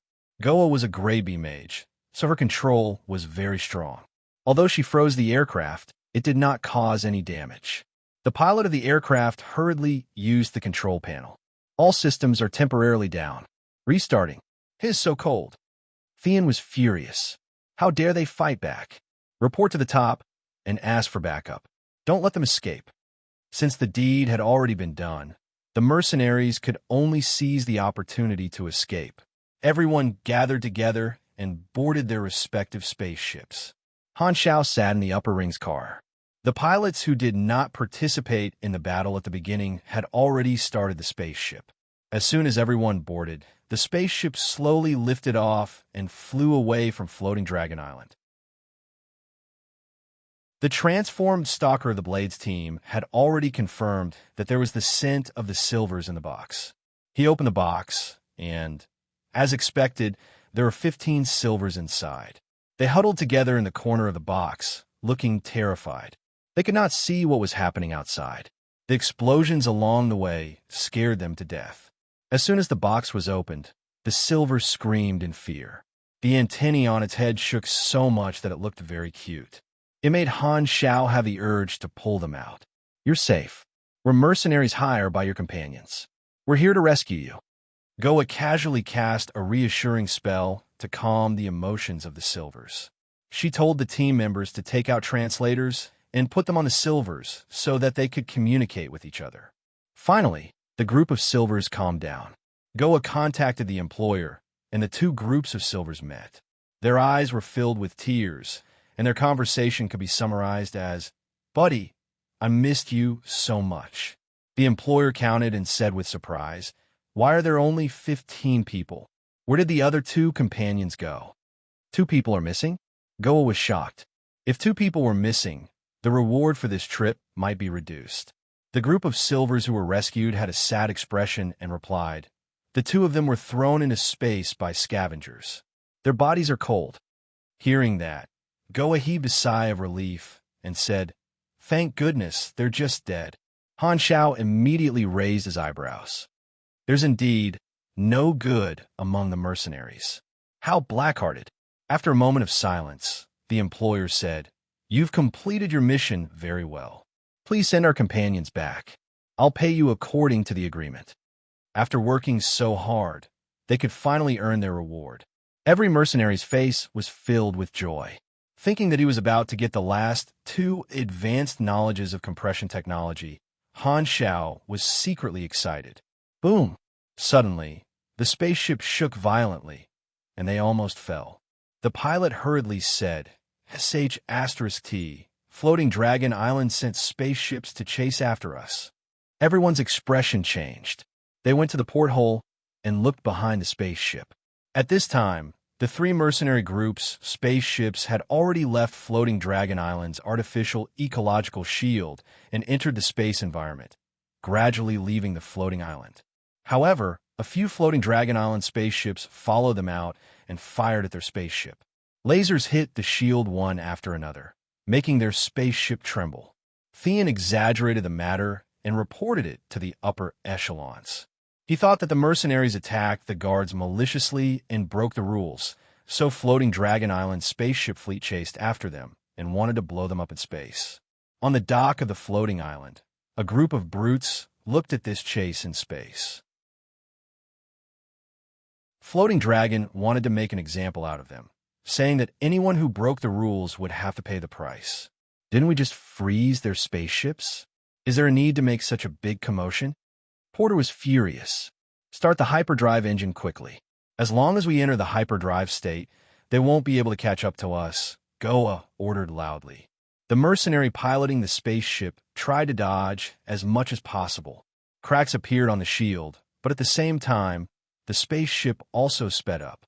The voice of the artificial intelligence system echoed in the spaceship. Activating hyperdrive engine.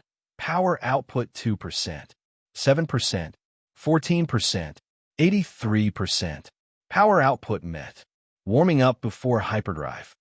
The spaceship gradually shook off the enemies, and the space outside the window blurred. It was about to enter the hyperdrive. However, something unexpected happened. Just 1 second before entering the hyperdrive, the mercenary group's spaceship froze without any warning. All the kinetic energy and inertia seemed to have disappeared into thin air. None of the mercenaries even felt the slightest vibration. Suddenly, the air inside the spaceship started to buzz. It was as if every inch of air had become a vocal cord, forming a terrifying sound wave that almost broke their eardrums. Not only did they shake, they even hit the ground, attacking my cute subordinates in my home. Do you think you can just walk away so easily? The few spaceships of the mercenary group seemed to have been grabbed by an invisible hand and flew back the way they came. All the propulsion devices stopped working. No matter how hard the pilots tried to control the spaceships, it was all in vain. The players were shocked. They did not know what had happened. The Silvers were also confused. They were shocked. The hope of going home was right in front of them.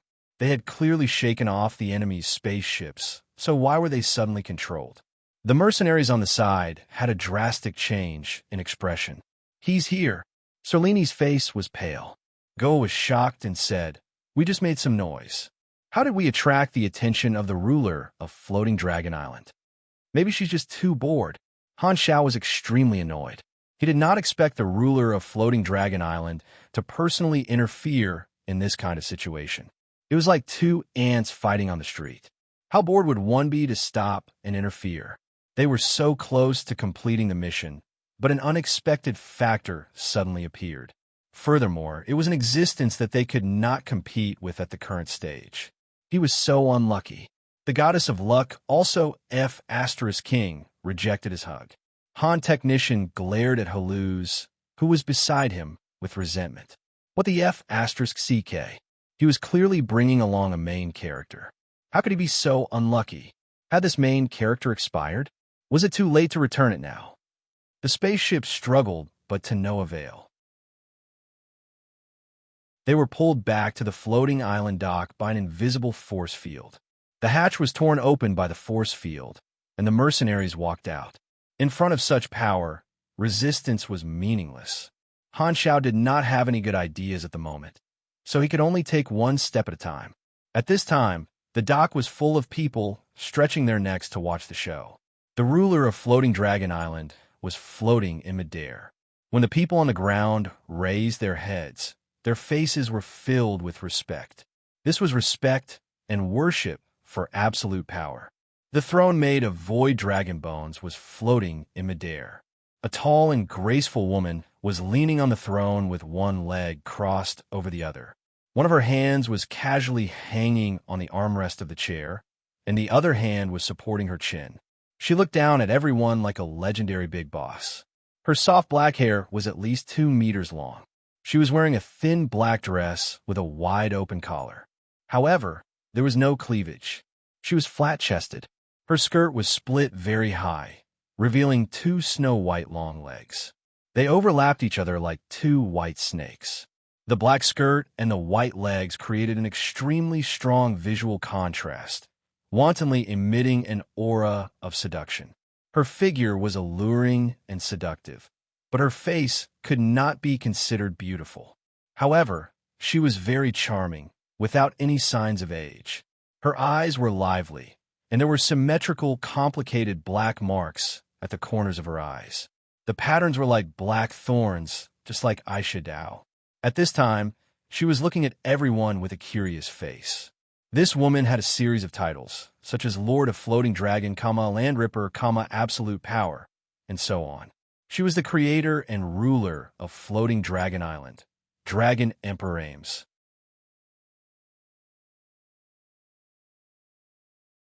Chapter 367. Intelligent creatures could awaken their super genes, and through all kinds of training, their cells would give birth to a special biological energy, which was known as energy. His vital energy was like a surging river. His cells and genes were like stubborn rocks on the riverbed. As the river grew stronger, his genes started to transform, gradually becoming more perfect. It was as if he was compressing the evolution of a living being that had taken tens of thousands of years. Grade A was a watershed, also known as the Calamity Grade. It was a high level of strength in the galaxy, and very few supers were lucky enough to reach this level. When their genes evolved to a certain level, without exception, they would reach an indestructible bottleneck. To describe it in a more fantastical way, it would be unable to see the road ahead. In the exploration era before the galaxy calendar, the three universal civilizations were still in the period where they pulled each other's hair and scratched each other's faces. The world thought that the various power systems were independent until Dr. Stuart Ona of the Radiant Federation created the energy level theory.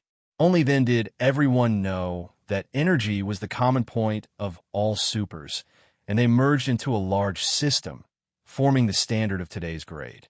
At that time, Grade A was considered the end of the evolution of an individual's strength, and no one broke through the barrier of Grade A. War was a double-edged sword. Countless Grade A supers who had the potential to break through died in battle. But at the same time, the battlefield was also a catalyst. If they were lucky enough to survive, their potential would be pushed to the maximum. At the end of the war, there was finally a super who broke through Grade A. That was a completely different level, causing a huge commotion. The various civilizations did not expect that an individual's strength could reach such a level, to be able to fight against the powerful army that the three universal civilizations were so proud of. Although it was still small compared to the boundless galactic battlefield, no matter how strong the collective strength was, it was not as shocking as having such a strong strength controlled by an individual. A beyond grade existence itself was a type of deterrence, and this was one of the many reasons that led to the ceasefire between the three universal civilizations. After peace arrived, the existence of beyond grade A supers had a deep meaning, and their status was very high. Gradually, the levels above grade A had a detailed division. One level above was grade S, and there were even higher levels. However, supers above grade A were still called beyond grade A. This was to remember history and respect for the strong, covering them with a layer of mystery. In the current galaxy calendar, there were only 4 known beyond grade A supers in the Shattered Star Ring. All of them were famous and had countless titles. Ames's most popular nickname was Dragon Emperor, which had 2 meanings. The first came from her Void Dragon skeleton throne, and the second symbolized that she was the creator of Floating Dragon Island. This was her most famous achievement. At this time, Ames was floating in midair. Everyone at the dock felt a sense of pressure from the bottom of their hearts. More dragon guards arrived and surrounded the mercenaries. Countless guns were aimed at them. The people of the 3 mercenary groups were not sure about Ames' attitude toward them, so they were worried. The silver captive stood aside. Ames glanced at them and roughly guessed what had happened. She said with interest, "So it's the Silvers. So, you're the mercenaries hired by the Silvers?" Her voice was not crisp at all. Instead, it was somewhat hoarse and magnetic. Goa braced herself and said, "Yes, the Silvers were sold to Floating Dragon Island, so we followed them here. I'm sorry for the unexpected damage, but I hope you can let them go." She wanted to make a last effort. Now, she could only hope that Ames would let them go for the sake of the Silvers. After all, the Silvers were universe nobles and had a very strong background. Ames only smiled and did not care about the status of the Silvers at all. This is the Shattered Star Ring, not the Sea of Star Spirits. Then, she controlled the throne to fly to the residence in the center of the floating island and said, Bring all the mercenaries here. The dragon guards escorted them to the center of the floating island. They had no choice but to follow. At least Ames did not kill them immediately, so there should still be hope. However, they were not in a good mood at all.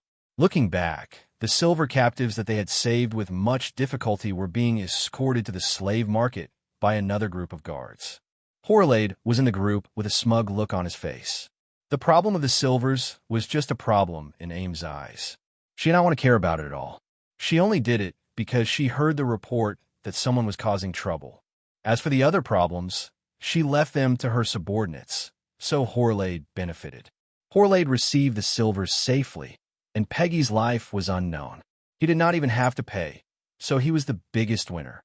The mercenaries' intervention made him very anxious at first, but now he only felt that it was funny. These people worked so hard for him, but he got the biggest profit. What a joke. Horlade was in a good mood. He glanced at the mercenaries mockingly and left with the silvers. The people of the 3 large mercenary groups were depressed and frustrated. Porter was a straightforward person, so he cursed in his native language all the way. No one liked the feeling of failure. The guards escorting the Black Star mercenary happened to be Theon's team. Theon pushed Han Xiao, sneered, and said, "You guys are doomed. How dare you attack the Dragon Guards? Her Excellency Ames will definitely crush you into dust with her great power." Han Xiao was pushed, so he turned around and glanced at Theon. "What are you looking at? Go on your way," Theon yelled. He was pushed a few more times, but the force was as light as the wind and could not move him at all. He did not feel anything at all. Han Xiao shook his head and ignored Theon. He thought about what he should do next. According to his understanding of Ames, as long as he did not kill her subordinates, there would be a chance for things to turn around. Although Ames was biased, capricious, and unpredictable, she was not cruel and bloodthirsty. The center of Floating Dragon Island was where Ames lived. It was a huge fortress that looked like a palace. There were dragon bone decorations everywhere. They passed through one room after another and walked into the exquisite hall, waiting for their punishment. After a while, Ames floated in from the side door of the hall. Her throne stopped in front of everyone. She held her chin and said casually, "You attack my subordinates. Although there were no casualties, I will punish you." "Will Sander, what are our rules?" A skinny man walked out from his side. He was almost like a bamboo pole, making people worry that he could be blown away by a gentle breeze. He looked like a joke, but he could also be very handsome. He had a pair of horns on his head. His skin was fiery red and covered in vein patterns. He also had a swinging tail and a pair of bony wings on his back. He was also a mixed race and possessed some kind of demon race genes. This man was called Will Sander, the captain of the Dragon Guards, a direct subordinate. He walked out from the crowd, narrowed his eyes, stroked his sparse goatee, and said casually, "According to the rules, those who fight back will all be executed." Everyone's heart skipped a beat. Ames nodded and said, "Then lock up the people of Ring, Blades, and Purple Gold. Let their army commanders pay the ransom." The rules are execution." Will Sander choked and thought to himself, "My words are the rules." Ames' tone was calm and domineering.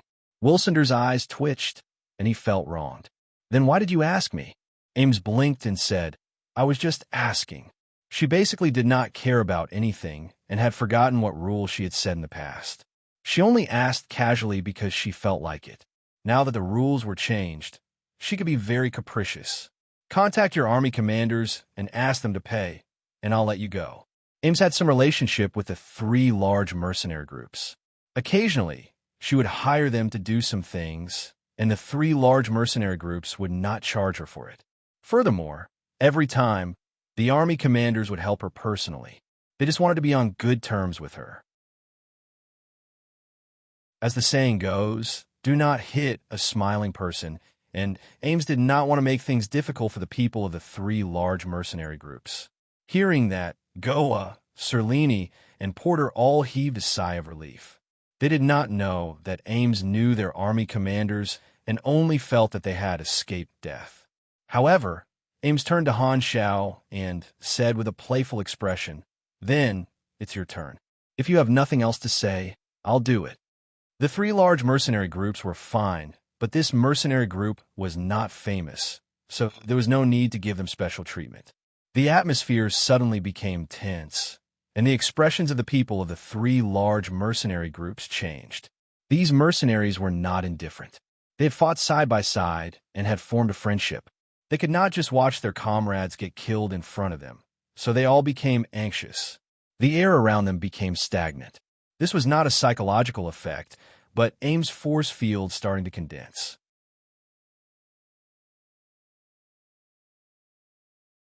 Chapter 368. Just as I thought, Han Xiao had thought of many possibilities on the way there. He had a certain understanding of Ames, and the casual nature of a strong person was very obvious on her. At her level, most problems that were difficult for ordinary people to choose were easy for her. She was too lazy to think and just did whatever she wanted. The way of thinking that focused on weighing gains and losses mostly came from the fact that the individual could not change the external environment. Compared to the overall environment, the individual was too weak and could only put the weight on the side of the scale that was beneficial to them. Aim's way of thinking had long jumped out of the barrier of a weak individual and did things based on her preferences. If possible, who would not want to live according to their wishes? Aim's power was her passport. From another perspective, this also meant that she was not ambitious. The four beyond grade A supers in the Shattered Star Ring had all built their own organizations, and only Aim's organization was the most lax. Floating Dragon Island was not her territory, but more like her daily residence. She stayed at home all year round, and her subordinates and guards were like housekeepers or cleaners. She had almost completely given up her power. She did not have any ambitions. So in the broken galaxy, all the civilizations of order gave her face and were not willing to provoke this neutral person. The best way to deal with such a chaotic neutral person was to cater to her interests. As long as one showed goodwill and threw out something that could attract her interest, one would not be in danger.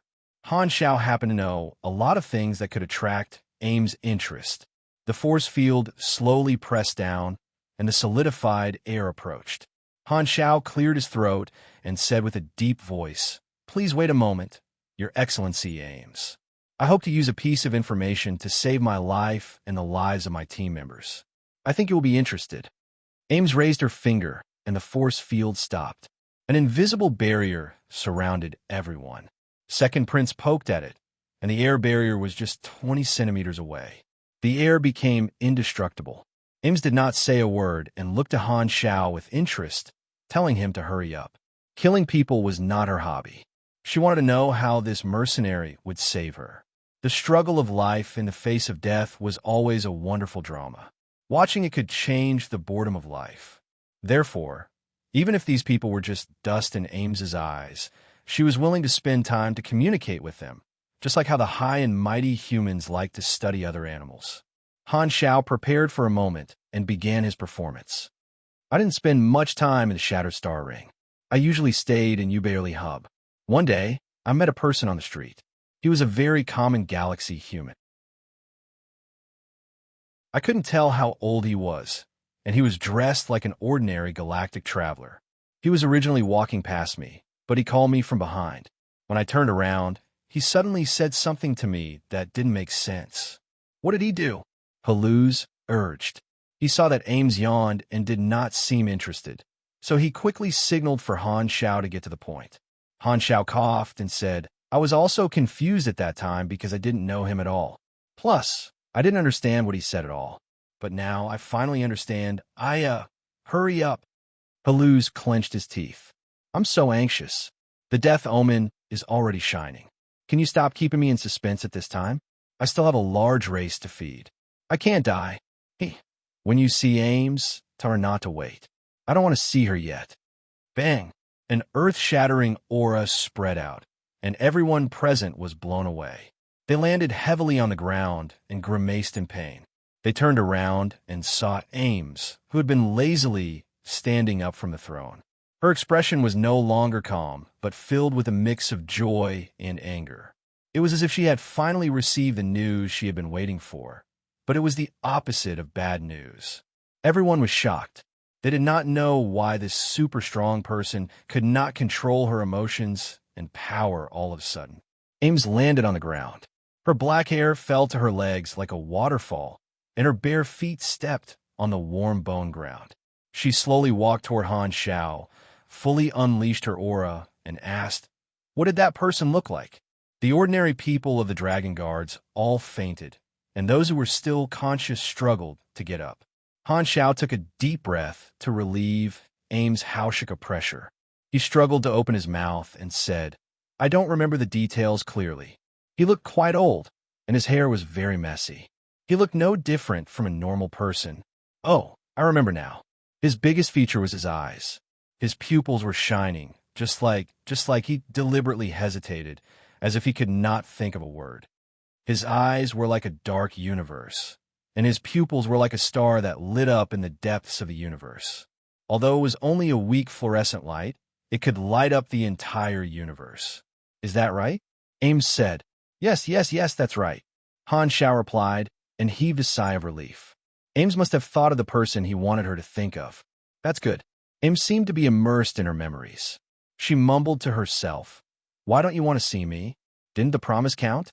Didn't you say that you would come and find me when I became a famous person in the universe?" Guard Captain Wilsonder's heart sank. He had never seen his boss show such a weak expression like that before. It was like a girl who had been abandoned by her sweetheart. This made him very uncomfortable. Ames was a goddess in his heart. She was strong, beautiful, and mysterious. He was deeply shocked when he first saw her. The admiration from the bottom of his heart made Will Sander willing to give up the organization he had cultivated and join Ames alone. He stayed on Floating Dragon Island and managed this messy territory day in and day out. That's right, he was a subordinate who had a crush on his boss.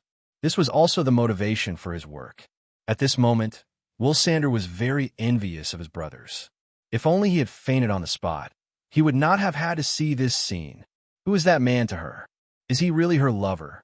Wilsonder's heart was sour, but he was also very curious. Ames came back to her senses and sat on the throne again. She stared at Han Xiao silently for a while before slowly saying, "Since he chose you to pass the message to me, I will also give you a choice. 2 paths, turn into dust or work for me. I'm willing to work for you." Han Xiao nodded. Becoming Ames' employee was definitely much better than dying on the spot. Ames' past was very mysterious. Almost no one knew about it, but Han Xiao knew her secrets. For a top expert like Ames, the players in his previous life were naturally very curious. Through the mission descriptions of different characters, they pieced together the experience of Ames and put it in the posts of various important figures. Han Xiao knew even more about her than she did. Not only did he know about her past, but he also knew about her future. With the priority of information, Han Xiao finally chose this phrase after thinking about it for a long time. It was most likely to alarm Ames. The person he was talking about was also a legendary figure who had a special meaning to Ames. He was almost the most important person in her life, but he had disappeared without a trace. Ames occasionally hired mercenaries to find this man. That person was a diviner who could see a person's future. Han Xiao pretended that this person asked him to pass the message in advance. With how much Ames treasured that person, he was like an object that was liked by that person. He was basically in no danger. Moreover, Ames had never revealed this matter to anyone, so Ames would almost never suspect that Han Xiao knew about her past and was tricking her. In her opinion, Han Xiao was just a mercenary who was caught by chance, and that person had the ability to see the future. It was more likely that this person told this mercenary in advance to pass the message. Even someone as strong as Ames would not have guessed that Han Xiao was an anomaly. Although the great mechanic Han did not like the feeling of being treated as a substitute, his emotions would not stop him from doing what he wanted to do. When he did not have enough strength, he could immediately change his mindset. If it was obvious that he would not be able to beat the other party, even if he died, he would definitely not be stubborn and try to be gentle. Even if he was respected by tens of thousands of people, it would not become a shackle that hindered his actions. He would not hate to eat plain tea after getting used to eating delicacies. Back then, when Han Xiao was weak, he could compromise in the germinal organization. Now he could do the same. Of course, Ames was much better than the germinal organization. At least she was a neutral character and would not be too harsh on him. However, at the same time, Ames was a million times stronger than the germinal organization. If he wanted to escape from Ames' control, the difficulty would be incomparable to that of the germinal organization. Even if Han Xiao had various methods to make himself grow quickly, it would still be a very long process. This was naturally not the result he wanted, but the strong could always control the fate of the weak. He could only follow this iron law. Han Xiao sighed in his mind. You have unlocked a new faction relationship. Floating Dragon, Cold, 0/300.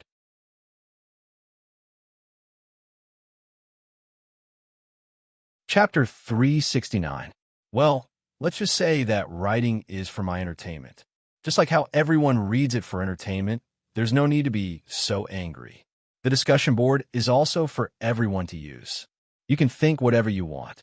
You can urge me to update or scold me, as long as it's fun. As for why I don't update, I'm not that bored. I want to write more than you guys. It's just that I've been like this ever since I started updating my first book. The more words there are, the harder it gets. How can I be so arrogant? I posted another single chapter. To be honest, I don't really like posting single chapters unless it's absolutely necessary. Can I just write it down? When I stopped updating during the National Day holiday, there were also people who were trying to stir things up in the discussion section. Actually, there was no need for that. This is just a normal novel, and I'm just an author who doesn't have much ambition. I'll say something taboo here. If you think this novel is interesting, you can read it. If you don't think it's good, you can always find something you like in the vast sea of books.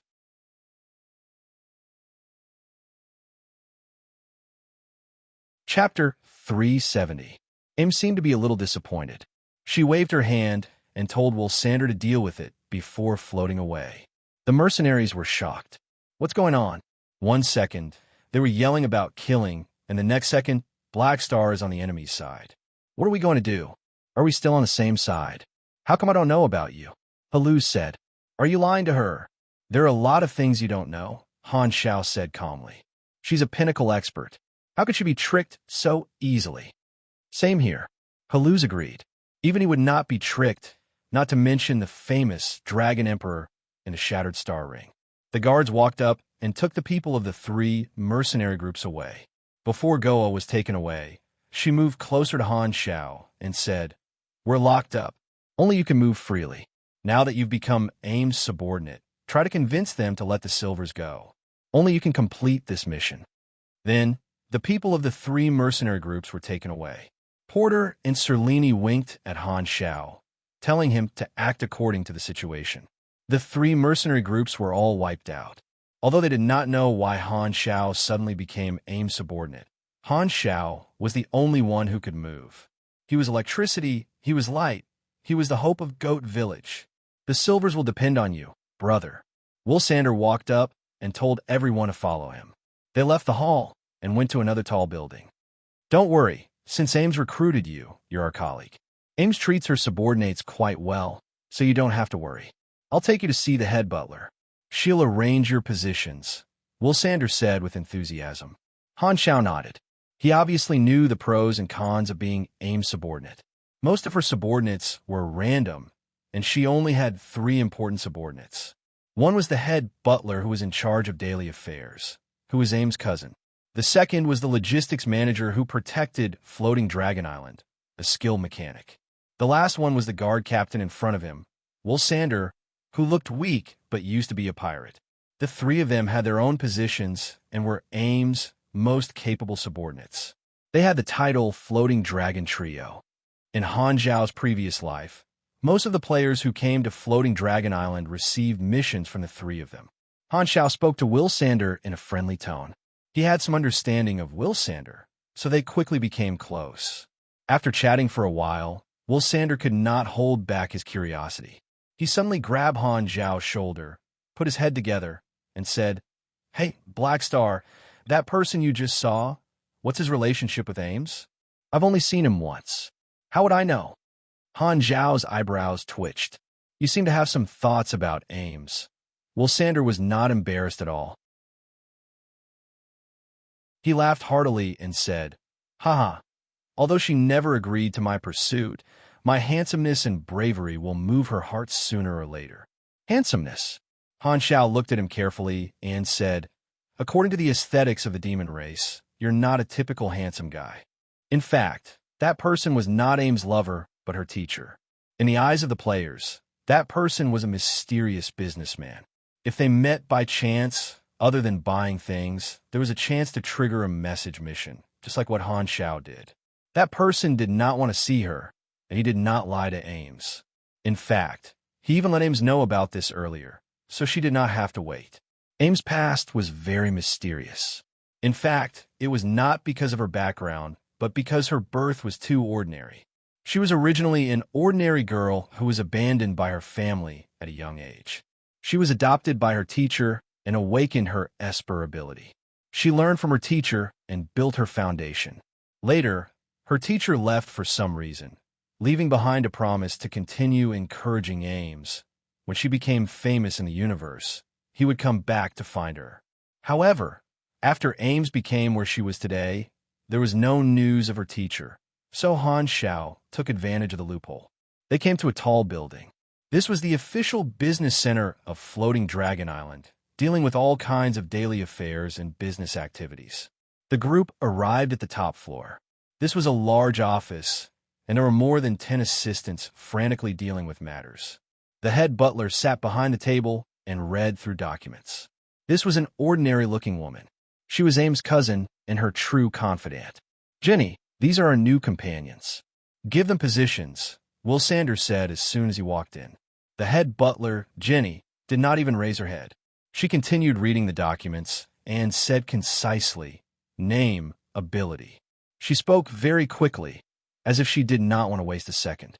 "Black Star Mechanic Grade B," Han Shao said, and the players learned it. As soon as they finished, Jenny replied immediately, "Black Star, report to the logistics manager. They are lacking powerful mechanics. The rest of you will join the guards. Your information has been recorded, and the uniforms and badges will be sent to you in 2 days." The players became guards, and he became logistics. His mechanic level was just what the logistics manager needed, so he did not have any objections to this arrangement. However, he was separated from the players, which meant that both sides had to act separately. This was when the role of an officer came into play. After leaving the building, Han Shao said, "Haluz, lead the team temporarily and protect them. Don't let them do anything rash." "I know, don't worry." Haluz nodded solemnly. "You too." Since he could not leave, he would let Haluz lead the team to ensure that the players would not be without a leader. However, other than a few players who liked to seek death, most of the players were more stable. Although they were shocked by the sudden change in the situation, they believed in Han Shao and would take it one step at a time. "Haha, I will take care of your team and let them form their own team." Although Will Sander was skinny and gloomy, he was actually very straightforward. After the conversation earlier, he and Han Shao had a good impression of each other, so he decided to help him. The logistics work of Floating Dragon Island was to maintain the various floating island devices. Han Shao came to the logistics department alone. This was a huge high-tech workshop with the least number of people in it out of the 3 departments. As Han Shao entered the door, a large insect-like creature with 6 arms and 2 legs walked out. What was special about this creature was that it was wearing mechanic's outfit. "You must be Black Star. Welcome.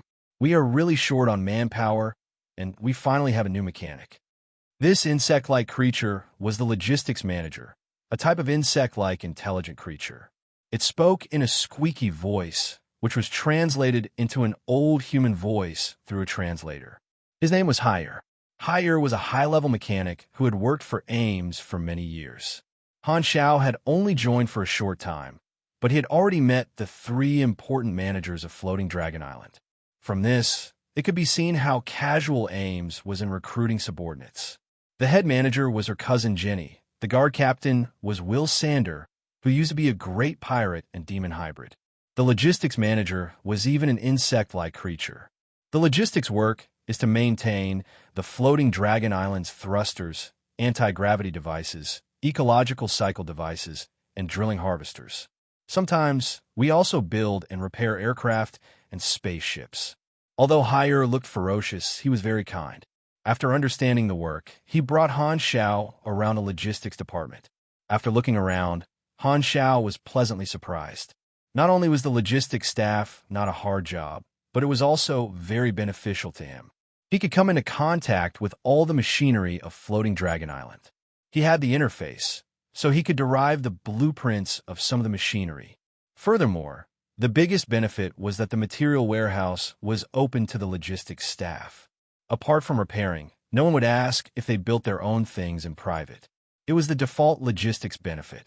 There were many very rare materials, such as the bones of the Void Dragon race. After going through the procedures, Han Xiao was officially part of the team. For a few days, he followed Haier around to familiarize himself with the work, and he was quickly accepted by the other colleagues as a member. The player's side was also very smooth. Most of the Floating Dragon guards were ordinary people, and Herluz led the players to form a team. The other guards did not dare to mess with them. After a few missions, they slowly adapted to the change in identity, turning from outsiders to Floating Dragon Island's enforcers. Slave market, the silvers were captured, and Horlade was very excited. He had been looking for customers these few days, and a few big customers had secretly offered him a price. He was not satisfied with the price and was still negotiating. At this time, Horlade received a communication request from Peggy. "Aha, you're still alive?" Horlade joked. "I almost lost my life." Peggy's voice was hoarse.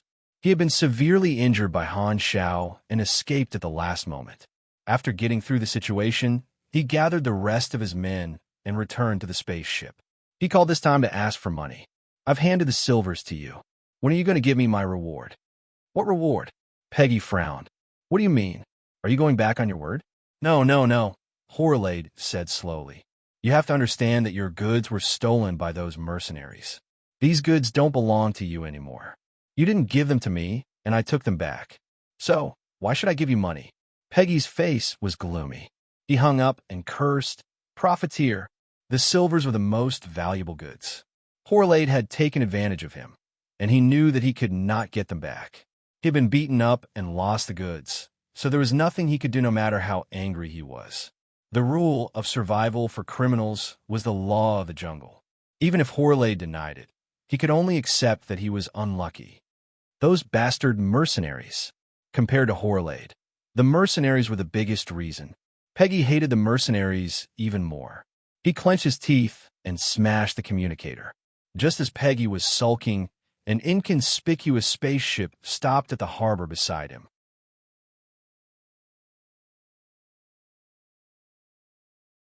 Chapter 371. This spaceship belonged to the Dark Star Special Task Force, disguised as ordinary travelers. The group walked down the gangway and stepped onto the dock of Floating Dragon Island. The eyes of the surrounding brutes immediately stared at this group of seemingly ordinary travelers. The members of Dark Star walked into the city discreetly, turned into a few alleys, and passed through a narrow path between two houses. Suddenly, a group of muscular galactic pirates appeared in front of them. They looked back and saw that the path they came from was also blocked by a group of brutes. Ordinary people shouldn't come to a place like this. You have to pay for this suggestion. The leader of the strong pirates had a ferocious expression. He raised his gun and pointed it at the leader's forehead. The other pirates smiled creepily. After waiting for a while, the leader did not say anything else, so they were all confused. One of the subordinates pushed the leader's shoulder, and suddenly, the leader's body collapsed. His clothes fell to the ground, and black powder spilled out. The ferocious expression of the pirates turned into fear. They immediately turned around and ran. Before they could run a few steps, all the pirates turned into black powder, leaving only piles of clothes on the ground. The Dark Star members glanced at them, did not do anything, and continued on their way. They were used to this kind of scene. This was the ability of their captain, Ashes. He could control carbon atoms to a certain extent, which was the nemesis of carbon-based creatures. As long as a creature had carbon in its body, he could cause extremely terrifying true damage. Even supers with energy protection would be heavily injured. This was the origin of Ash's codename. His Esper ability potential rating had reached A+. Ash's was the new generation of Ace that Darkstar was preparing to cultivate. The things in the secret message bead were products that the organization had bought from a research organization in another star field at a high price. Darkstar had worked with the other party in secret for many years. In order to keep it a secret, the other party would always send different races to the Shattered Star Ring coincidentally to deliver the goods secretly. This time, the Silvers were transporting the goods, but there was an accident, and the carrier was captured. The goal of this special task force was to retrieve the secret message bead. Ashes brought his people to find a place to stay and set up anti-detection equipment in the room. Then, his subordinates went out to gather information. Not long after, everyone returned to the room to discuss business. Yes, the Silvers are locked in a local slave market, right here on the map. We need to find a way to contact the transporter. What's the plan? Rob the slave market and rescue the carrier? If we only rescue one silver, it will raise suspicion.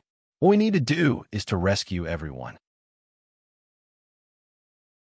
Only when all his subordinates had finished their discussion did Ashes open his mouth slowly. Don't use force yet. This is the Dragon Emperor's territory, after all. I'll go to the slave market and buy Lin back.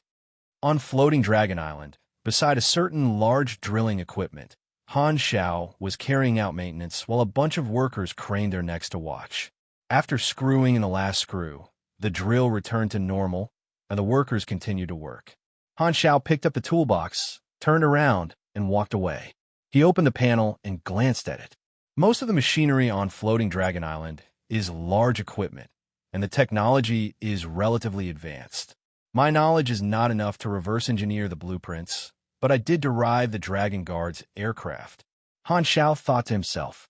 After working in the logistics department for a while, he secretly learned the blueprint of the combat aircraft through the interface. Its official name was Dragon Butterfly Reconnaissance Aircraft. It was anti-gravity and could fly within the atmosphere. It was fast, agile, and medium-sized. Each aircraft could carry 6 to 10 people. This was the blueprint that Haier had developed, and Han Xiao had learned it. Han Technician had always had the idea of building a multi-passenger vehicle. With the new blueprint technology, he could overcome some technical difficulties and greatly improve the performance. When there was no maintenance work, the logistics personnel could move freely, so he used his free time to build the prototype of the vehicle. Returning to the private workshop that was allocated to him by the logistics department, a large spherical mechanical structure stood in the middle. The mechanical arm lifted it in midair, and his construction speed was much faster than before. Previously, he had obtained instant-level disassembly and assembly from the Silvers. The effect of this knowledge was to greatly increase the speed of disassembly and assembly. He spent 10 potential points to max it out. The biggest benefit of logistics was that he had the authority to use the materials in the warehouse. Building a vehicle did not require any cost, so he saved a lot of money. However, there were some very precious materials that only Manager Haier could use, such as the Void Dragon skeleton. Han Xiao was very tempted. The Void Dragon skeleton was unbelievably tough, even tougher than all the alloys that he could create at the moment. There was a high-level mechanical suit blueprint whose core material was the Void Dragon skeleton. There was another series of individual combat suits, and its performance was even stronger than his current Amphiptera. Furthermore, it had the special ability of the Void Dragon skeleton. In terms of actual combat ability, it was almost 2 to 3 times stronger than Amphiptera. That mechanical suit blueprint was not very complicated.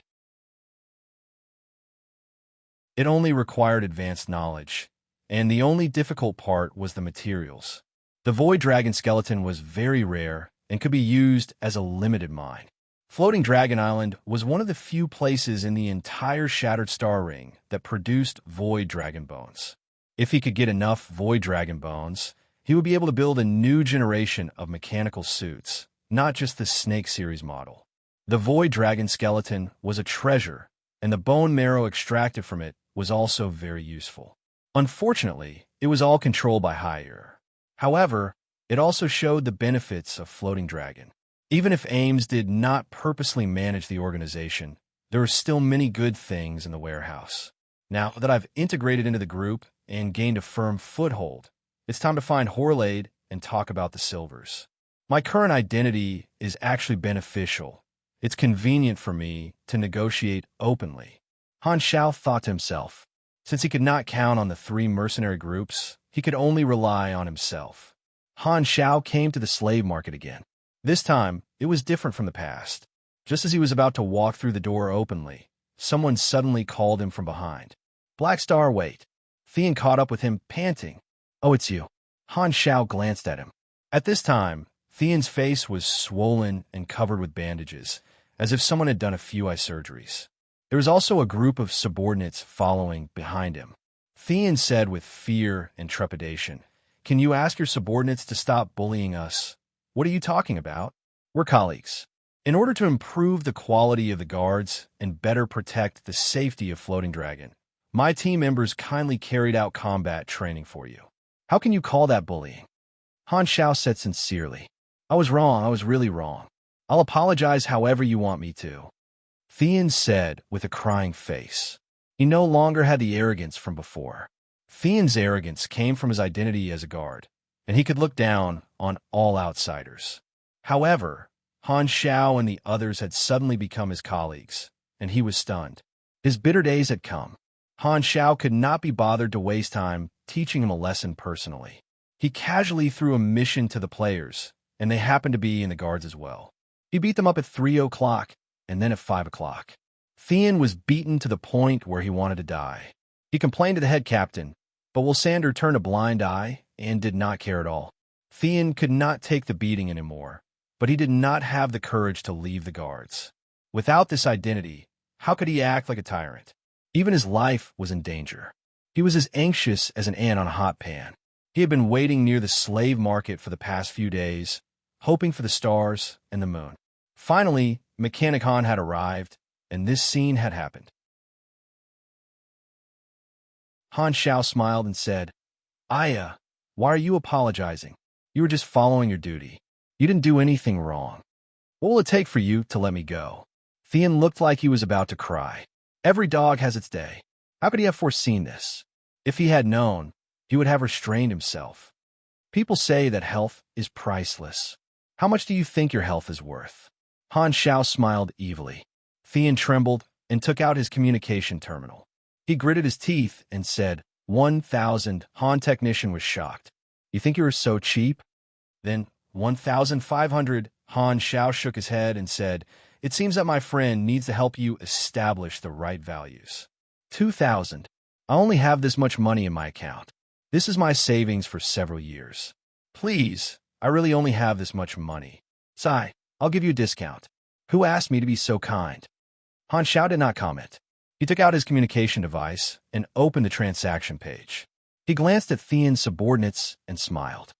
What about you guys? His smile was like the devil in the eyes of the others.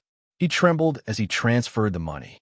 The notification sounded, and Thean felt like he was about to collapse. There was bitterness in his mouth. Not only did he lose the reward that Horlade asked him to do in private, but most of his savings were also extorted by Han Xiao. With 34,000 anas in hand, his wallet was filled again. Han Xiao smiled with satisfaction, waved his hand, and walked into the slave market. Thean's team had accepted Horlade's money back then, which was the biggest reason why they had failed. It was not Han Xiao's style to not make a huge cut. However much Thean had taken, he would make him pay back with interest. After entering the slave market, Han Xiao met Horlade in the office this time. Horlade put on a smile, walked up, and said enthusiastically, please take a seat. What do you want to drink? Don't bother, I'll be direct. I want to take the silvers away. Name a price. Han Xiao went straight to the point. Horlade knew that he was a mercenary back then and knew that he had become a colleague, which was why he was so friendly. However, Horlade was the head butler subordinate, so he could not make Horlade submit, let alone use force. Han Xiao was here to negotiate. Horlade put on a fake smile and said, What happened back then was a misunderstanding. I'm sorry if it caused you any inconvenience, but the deal is done. The silvers are already goods. A big client called for a deposit, so I'm in a difficult position. Han Xiao raised his eyebrows. Suddenly, he smelled the scent of a colleague and said, "Don't keep me in suspense. You already have a plan, right?" Horlade chuckled. "I heard that your employer cares a lot about your people. I believe they are willing to pay. How about this? You help me convince them, and I'll give you 10% of the transaction. How much do you want?" Han Xiao asked.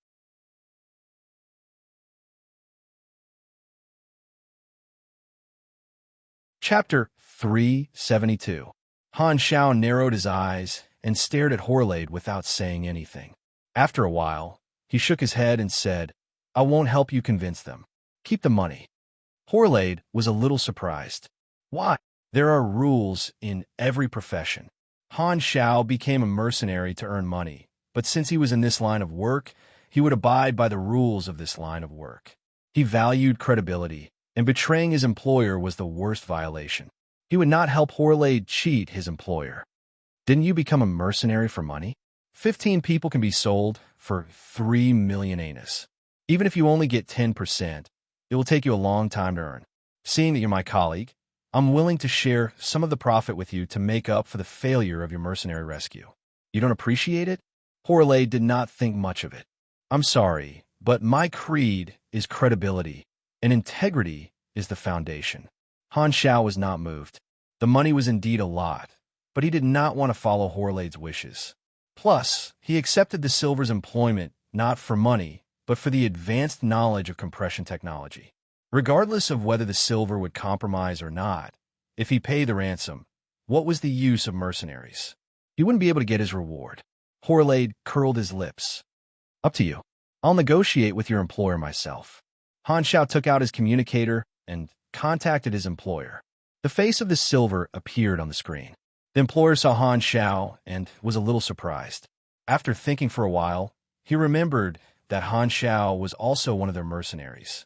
He asked in confusion, "Why are you the one contacting me? Where are the people from Ring? By the way, where are you now? When are you coming back?" Han Xiao shook his head. "There was an accident. We were intercepted, and the rescue target was sent to the slave market. All our efforts were in vain. The people from Ring, Blades, and Purple Gold were all captured. I am now in charge of this mission. I found a manager of the slave market, and he wants to negotiate with you. Hee, your people are in my hands." Horlade adjusted his clothes and slowly repeated his conditions. The silver employer was shocked and angry. "Too expensive. We can't accept this price." "Sorry, you don't have a right to bargain with me." Horlade was confident that the silvers would not abandon their own kind. 3 million anas was a lot, but the silvers were rich. If they were willing to fork out a lot of money, they would be able to barely take it out. "We need to discuss." The silver employer clenched his teeth, but he did not dare to reject. "Contact me when you've made up your mind, but time is limited. There are many big clients who miss your people. You're not the only buyers," Horlade threatened with a smug look. Han Xiao put away the communicator, pushed the door open, and left with no expression on his face. Horlade seemed to be waving and saying goodbye, but he did not move from his seat. When he stepped out of the door, a man wearing a mask was about to walk in. The two of them brushed past each other. At this moment, time seemed to have slowed down. Han Zhao's hair suddenly stood up, and he felt a prickling sensation between his eyebrows, as if there was a knife in front of his eyes. The flow of time seemed to have slowed down. The moment they brushed past each other, the two of them looked at each other subconsciously. Their eyes collided, and it was like two sharp blades clashing. A cold light flashed and turned the surrounding environment gray, leaving only the other person in their eyes. The scene seemed to be frozen, and it was silent. The next second, color and sound broke this moment. Like an ice mirror breaking, the two of them walked past each other peacefully. After taking a few steps, Han Xiao looked back, and his eyes flickered. The higher ones grayed, the more sensitive their senses would be. When they came into close contact with someone strong, they would have a vigilant instinct. Just now, the masked man gave him a very strong sense of danger. It was not just his strength. The masked man's temperament carried a murderous aura that had killed countless people. Only those with strong senses could notice this detail. He had a feeling that this masked man was also here for the silvers. I wonder where he is from. Han Shao shook his head, threw away all the distracting thoughts, and contacted the employer alone. The silver employer said with an annoyed tone, "You saved them. How did you get caught again? This is your negligence. What do we do now? Do we really have to pay?" Han Shao replied with a few words and said, "Don't be in a hurry to compromise. Since the captives are safe for now, I'll think of another way." "Okay, remember, you must prioritize their safety." After hanging up, Han Shao scratched his head. He had a headache. This is not easy. The captives are all in Horlade's hands. I'm now a member of Floating Dragon, so I can't rob them openly. If I want Horlade to release them unconditionally, there's only one way. I have to take the route of the upper echelons and convince Jenny, or even Ames. He suddenly had some ideas. He quickly left to think of a plan. At the same time, the masked man who brushed past him was Ashes. He also found Horlade and expressed his intention to buy the silvers. "How much can you pay?" Horlade asked. 50,000 per person. Horlade shook his head, uninterested. Ashes frowned. "This price is almost half the market price. You think it's too little?" "There's a big client who's offering more," Horlade said. 70,000. Ashes raised the price with a deep voice. Horlade still shook his head. 100,000 at most. Still not enough. "Then how much do you want?" Ashes was very patient. Horlade chuckled. "That big client offered 200,000 per person. Of course, the deal is not set yet, but if you can offer more than 200,000, that won't be good." "Got it. I'll go back and think about it." Ashes nodded calmly, left the slave market, and returned to his base. "Captain, how was the negotiation?" a member of the Special Task Force asked. Ashes took off his mask and said calmly, "Change of plan. We'll snatch the captives." It was not that Darkstar could not afford it. The problem was whether it was worth it or not. Furthermore, even if they agreed to this price, that profiteer might use the excuse of the big client as an excuse to raise the price again and turn it into a bidding war. What kind of organization was Darkstar? We're a bunch of villains. If we obediently took the bait, would we still have the professional ethics of being villains?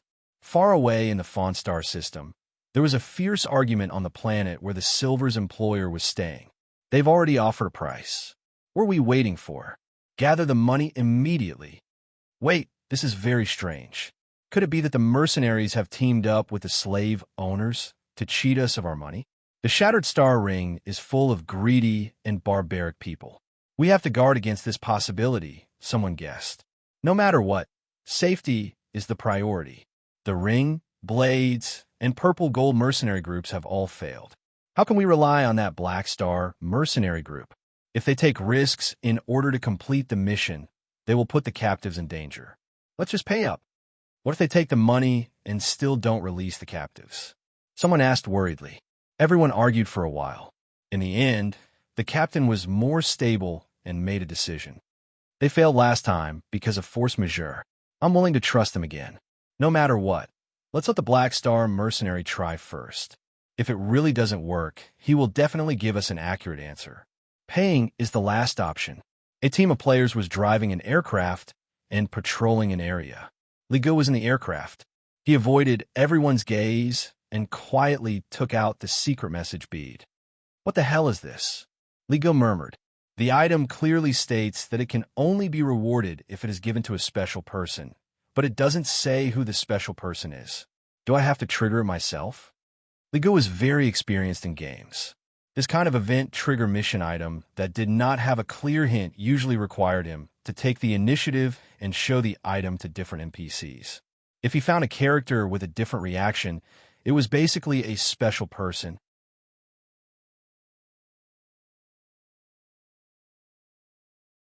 Chapter 373. Goa, Serene, and Porter's teams were all locked up in Floating Dragon Prison. They contacted their respective army commanders, paid the compensation, and waited for the army's upper echelons to come and apologize. Before that, they could not leave. They did not know what was going on outside while they were locked up. They stayed for a few days and were bored. Other than chatting, they had nothing else to do. The topic they discussed the most was naturally Han Xiao. "I wonder if Black Star managed to save the silvers," Porter mumbled to himself. "I don't think so. Although Black Star has become AIM's subordinate, what right does he have? It's impossible for him to save them." Serene was not optimistic. He shook his head and said, "You can't blame him. Even if it were me, I wouldn't be able to do anything in this situation. Plus, he joined Floating Dragon. Who knows if he will still be a mercenary? Since we asked Black Star for help, we'll trust him." Goa frowned. Serene was helpless. "I want to trust him too. After all, he's our last hope. But what can he do?" "I don't know." Goa sighed. The mercenaries' morale was low. Even if they wanted to trust Han Xiao, their rationality told them that this mission was basically a failure. "You're looking for Ames? She's not here. She just left." Jenny flipped through the documents without even looking up. "Where did she go?" Han Xiao was surprised. Ames stayed in Floating Dragon all year round and almost never went out. "She's not in a good mood, so she went out to find someone to fight." Jenny was calm. She pushed up the data storage glasses on the bridge of her nose and said, "The message you sent made her unhappy." Han Xiao's eyelids twitched. With Ames level, who else could she be fighting against? It had to be the other three beyond grade, as in the Shattered Star Ring. Hopefully, there would not be news of an uninhabited planet exploding for no reason in the near future. He originally wanted to go and convince Ames to let go of the silvers, but unfortunately, she was not around, so he could only wait for her to come back. Han Xiao did not want to betray her when she was not home. The risk was too big, and there was no need to do so. The Floating Dragon faction had many benefits for him. The chief housekeeper, Jenny, was very capable. She was not as gullible as Ames. Han Xiao did not have the idea of being convinced by her. "Ames is not around," Jenny said. "Floating Dragon has entered administration, and I am the highest officer. Wilsander has strengthened the guard, and Higher has maintained the gravity core. Everything is going according to the rules. You better not have any other thoughts. Don't do anything that you will regret." Han Xiao's eyes moved. He understood the meaning behind Jenny's words. He had only joined for a short while. Although the other colleagues did not reject him, Jenny had always sent people to secretly monitor Black Star's people. This was her duty as the chief manager, to clean up after all of Ames's decisions. Jenny's words were to warn Han Xiao not to have any ideas. Smiling, Han Xiao ignored Jenny's warning. He said goodbye and left the office. He returned to the logistics department and learned about his new job. Manager Higher brought half of the people to stay near the floating island's power core. The rest of the logistics staff were on standby at the headquarters to deal with the daily maintenance work. Han Xiao was the remaining part. Because half of the manpower was gone, the workload suddenly increased. Everyone was sent out, and they were very busy. Han Technician used all of his time to deal with all kinds of conventional equipment and aircraft maintenance. He did not have time to do anything else. A few days later, at the slave market, Horlade contacted Han Xiao and asked, "Has your employer decided to pay?" "Not yet." Han Xiao was repairing an earth-drilling harvester nearby, so he answered as he worked. "Humph, don't waste my time. Tell them that I'll wait for them for the last 3 days, or I'll sell it to other buyers." Horlade's tone was impatient. He hung up the call directly, took a sip of the psychedelic drink on the table, and his eyes changed. If the silvers are not willing to pay, then the man with the mask a few days ago is the second highest bidder. In his eyes, Ashes was his backup plan, his backup plan. He was sitting on the fishing platform, and no matter what, he would be able to make a huge profit. Thinking about the huge amount of wealth that was about to be in his hands, Horlade was full of excitement and anticipation. He finished the drink in one gulp and started to hum an off-key hometown song. At the same time, pairs of eyes were hidden in the shadows, staring at the slave market. Today was the day that Darkstar had chosen to make their move. Ashes had made a plan. Of course, it was not a high-profile attack, but a sneak in and quietly take the slaves away, trying not to cause a huge commotion. They did not know that Ames had left, so they acted according to plan. Ash's Esper ability potential was A+, but he was still in the nurturing stage. His actual grade was B+, far from his peak. Facing Ames, who could easily kill him, Ashes had to be cautious even though he was cold and arrogant. There were also a few groups of galactic pirates following Darkstar's operation. Ashes and the others disguised themselves and secretly found these teammates, promising to split the benefits of the slaves equally. Plus, they revealed part of the plan, so it was very easy to lure these pirates. This move was to confuse them and cover up Darkstar's true intentions. If exposed, it could attract their attention and create chaos. Has the power been cut off? Ashes asked into the communicator. I bypassed Floating Dragon Island's main artificial intelligence system and am implanting the interference device. It will be completed in about 2 minutes. Cut off the power supply of the slave market in the streets, temporarily cutting off the power supply. The surveillance will be cut off, and it will become a blind spot. The system will not detect the intrusion and will only trigger a false self-check. The virus I implanted can block the system's self-check for 17 minutes. Very good. Ashes nodded. For this operation, Darkstar had provided high-tech support. The team split into 2 groups. The other group cut off the power supply in the area and pretended to be a fault. Although it would cause some commotion, it would not trigger the alarm. The group led by Ashes would take the opportunity to act. As soon as the 2 minutes were up, the lights in the street flickered twice before everything went dark. Darkness replaced the brightness, and waves of commotion sounded in the streets. Ashes closed his eyes and entered the vision of his Esper ability. He sensed the sleeping carbon atoms around him, as well as the things he had planted in the slave market a few days ago. With a flick of his finger, his Esper ability was activated. Inside the slave market, the rocks in the corners suddenly cracked open, and metal balls fell out one after another. They spewed out a colorless, strong, hypnotic gas that quickly filled the entire building. The principle was to paralyze the nerves, and the hypnosis would not cause any damage as much as possible. Plop, plop! The workers fell down one by one and fainted. Horlade was shocked by the power outage. Before he could get up, he was knocked out by the hypnotic gas and fell to the ground unconscious. Ash's Esper ability could control carbon atoms to a certain extent. He could gather, separate, and change the molecular chain to change the form of matter, and so on. Many natural substances contain carbon. With his current strength, controlling a few rocks was a piece of cake. Under the cover of the darkness, the group broke into the slave market. It was silent inside. The distribution of carbon atoms was like a glowing handwriting, outlining the terrain. Ashes found the underground prison instantly and confirmed that the target was there. Because the power supply was cut off, all the entrances of the slave market were disabled. Ashes led the group to the underground without any hindrance. He opened the prison doors one by one, and all the slaves walked out in shock. They thought that they had regained their freedom and were very grateful. "Are you here to save us?"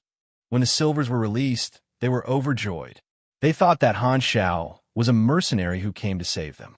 However, they soon realized that they had just escaped the tiger's den and entered the wolf's den. The Darkstar members all wore masks to cover their faces. Ashes said to the other excited pirates, "According to the agreement, I only want the Silvers. You can split the other slaves among yourselves." At this time, a group of brutes stepped out and said, "This is not fair. The Silvers are the most valuable.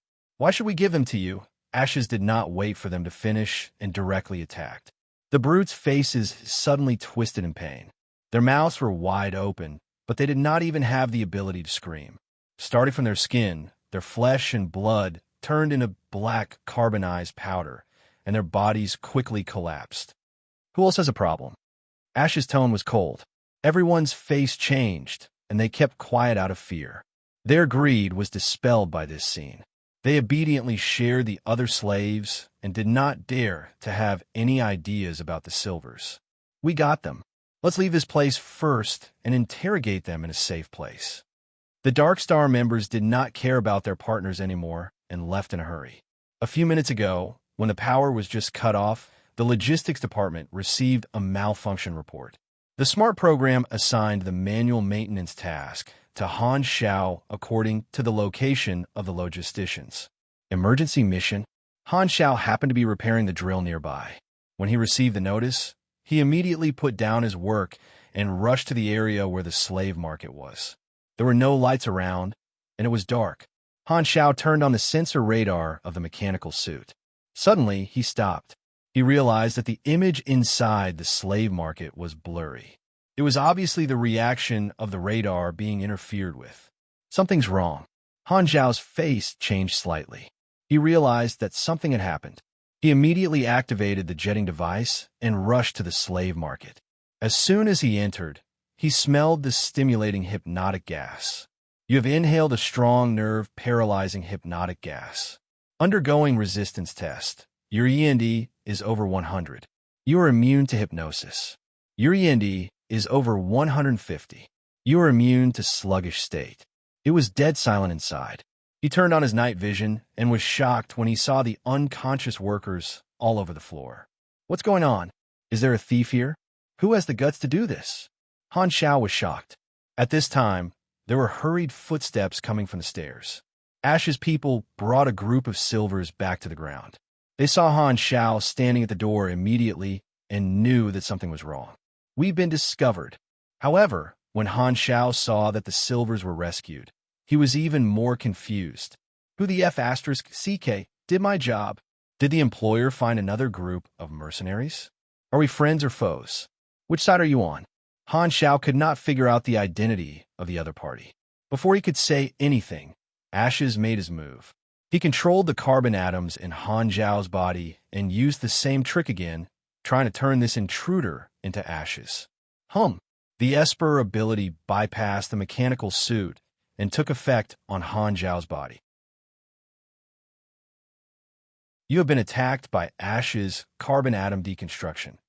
You have received 1146 true damage. You have been attacked by Ash's carbon atom deconstruction. You have received 988 true damage. Your talent, Steel Body, has been activated. You are immune to all true damage. Through the interface, Han Xiao saw a series of -0 damage popping up on his body. He was unscathed. Ash's expression changed under the mask. He could sense the carbon atoms in Han Xiao's body, but he could not control the carbon atoms in Han Xiao's body like he could with other people. In his senses, the molecular structure of Han Xiao's body suddenly strengthened and became as solid as a rock. He could not change it at all. Looks like it's an enemy.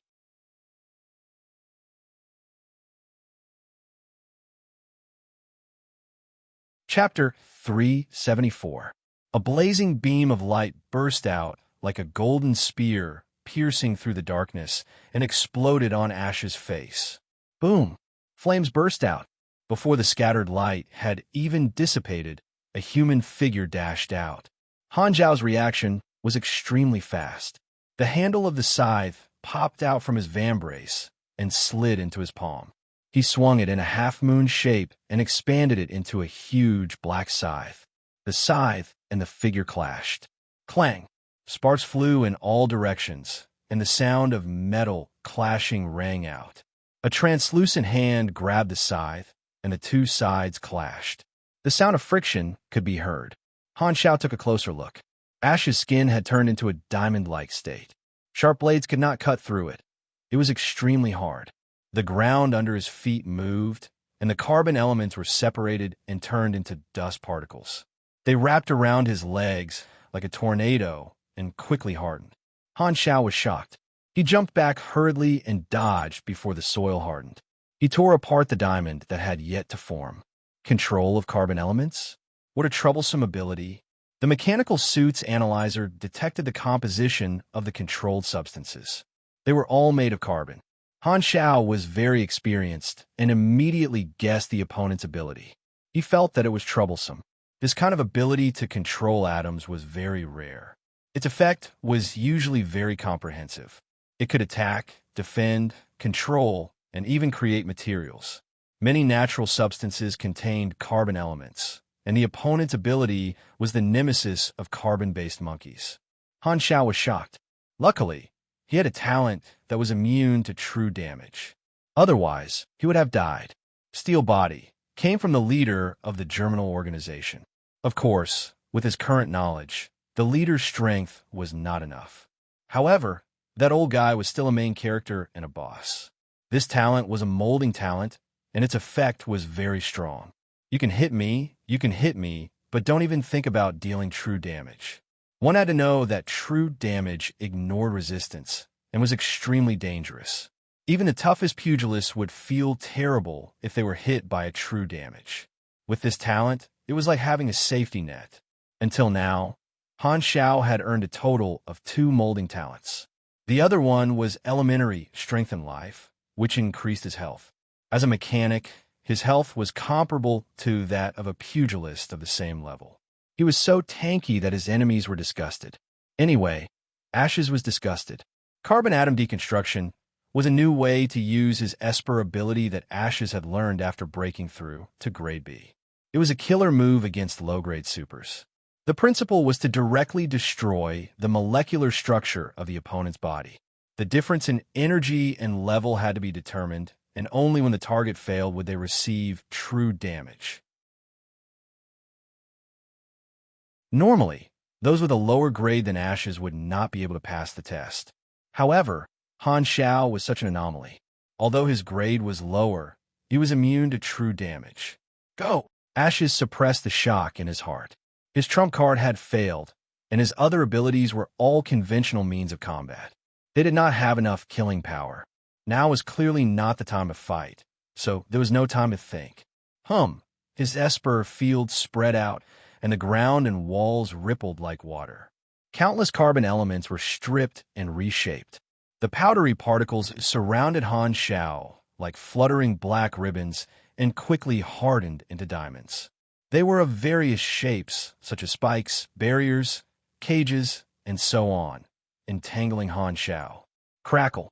The entire field was filled with floating and spinning carbon dust. It was like waves moving up and down, turning solid from time to time.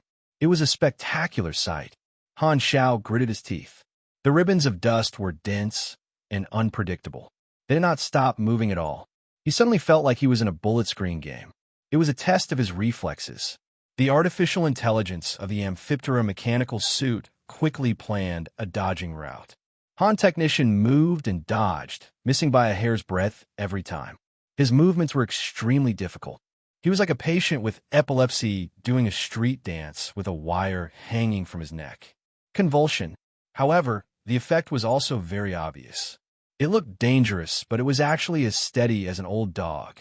While Han Xiao was busy, Ashes took the silver and escaped out of the door. Han Xiao would not let the silver be taken away just like that. Just as he was about to chase after them, the mechanical suit suddenly alerted him that there was a high-energy reaction behind him. He dodged with a sliding step. Boom! All kinds of attacks landed on the spot where he was originally standing, blowing up a huge hole. Han Xiao looked back. The group of pirates had also retreated with the slaves. They raised their guns and opened fire. Dozens of supers surrounded him murderously. Quick, kill the witness. He's only one person. Let's go together. Han Xiao was immediately surrounded and could not escape. Ashes and the others disappeared from his sight.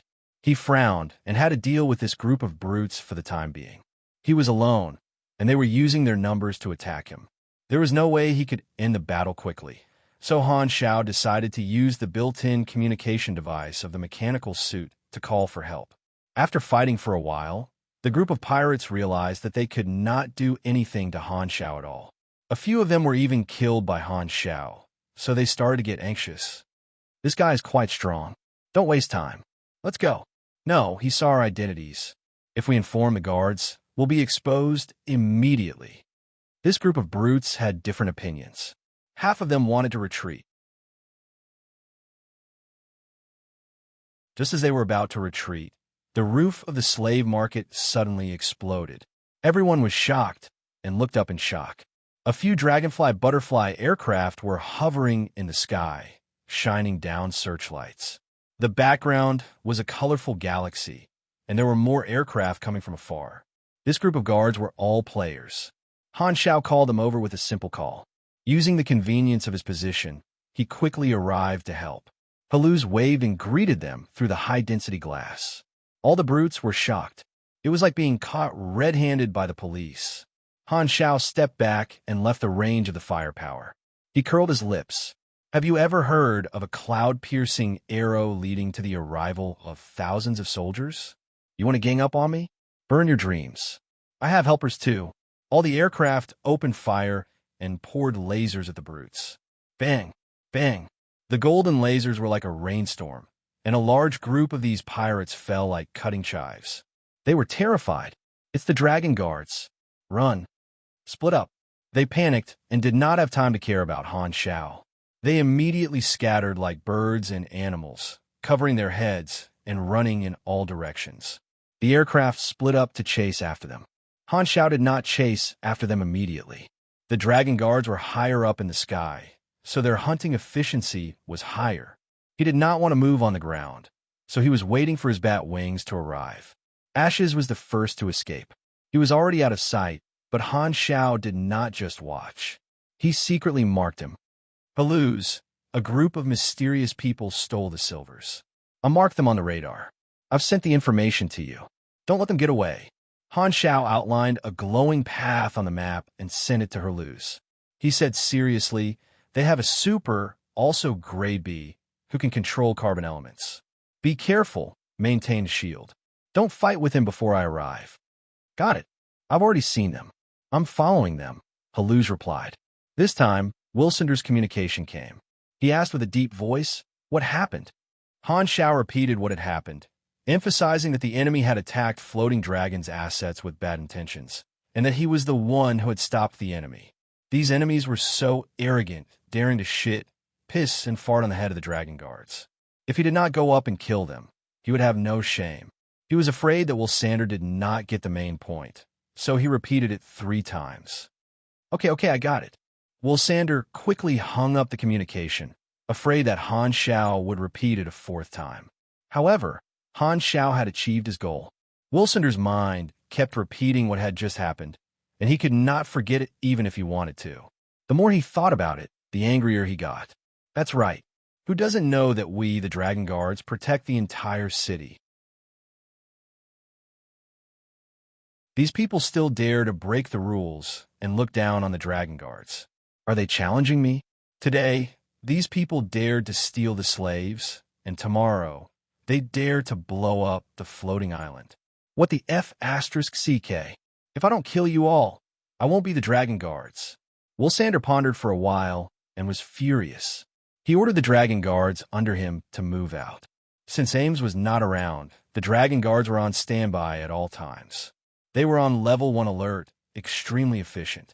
Aircrafts flew across the sky one after another. The residents and outsiders on the ground all raised their heads in astonishment. They had never seen such a grand scene with so many guards. What was going on? Han Shao looked around at the mess. When he saw the unconscious Horlade, his eyes lit up and his mood instantly improved. He clicked his tongue and said, "Serves you right. You want to take my money? You'll regret it." When Horlade woke up and saw that all the slaves had been stolen, and his house had become clean and well-ventilated, Han Shao wondered what kind of expression he would have. Thinking of Horlade's smug look, he could not help but gloat. Looking at the interface, there was a new message. It reminded him that he had discovered a criminal act, provided information, and blocked the enemy. Floating Dragon faction favorability increased by 400 points. Their relationship finally rose from cold to neutral. Han Shao suddenly thought of something. Taking advantage of the waiting time, he walked into the underground prison and came to the secret door. He smashed the wall with brute force, revealing Orosia's cell. The brutes did not notice this secret door, and Orosia was still locked inside. In fact, Ashes had noticed the existence of the secret door, but his target was only the silvers, so he was too lazy to tell others. Han Shao tore open the cell door and reached out to Orosia. He still remembered that he had a visitor from afar mission, and the requirement was to take Orosia away. Because Horlade was desperate for money, he did not buy it. Now it was a good opportunity. If he did not take advantage of the situation now, Han Technician would not be able to get over it. He would not even leave a strand of hair for Horlade. Erosia looked up and stared at Han Zhao's hand. Confusion appeared on her face, and she did not move. Right, she has no memory, and she's not very curious. Han Zhao thought of Horlade's introduction, so he simply went up and unlocked her shackles and collar. He grabbed Erosia's hand and walked out. As expected, Erosia did not have any intention of resisting. Her face was calm, and she allowed Han Zhao to pull her along like a boat drifting with the current, following his every step.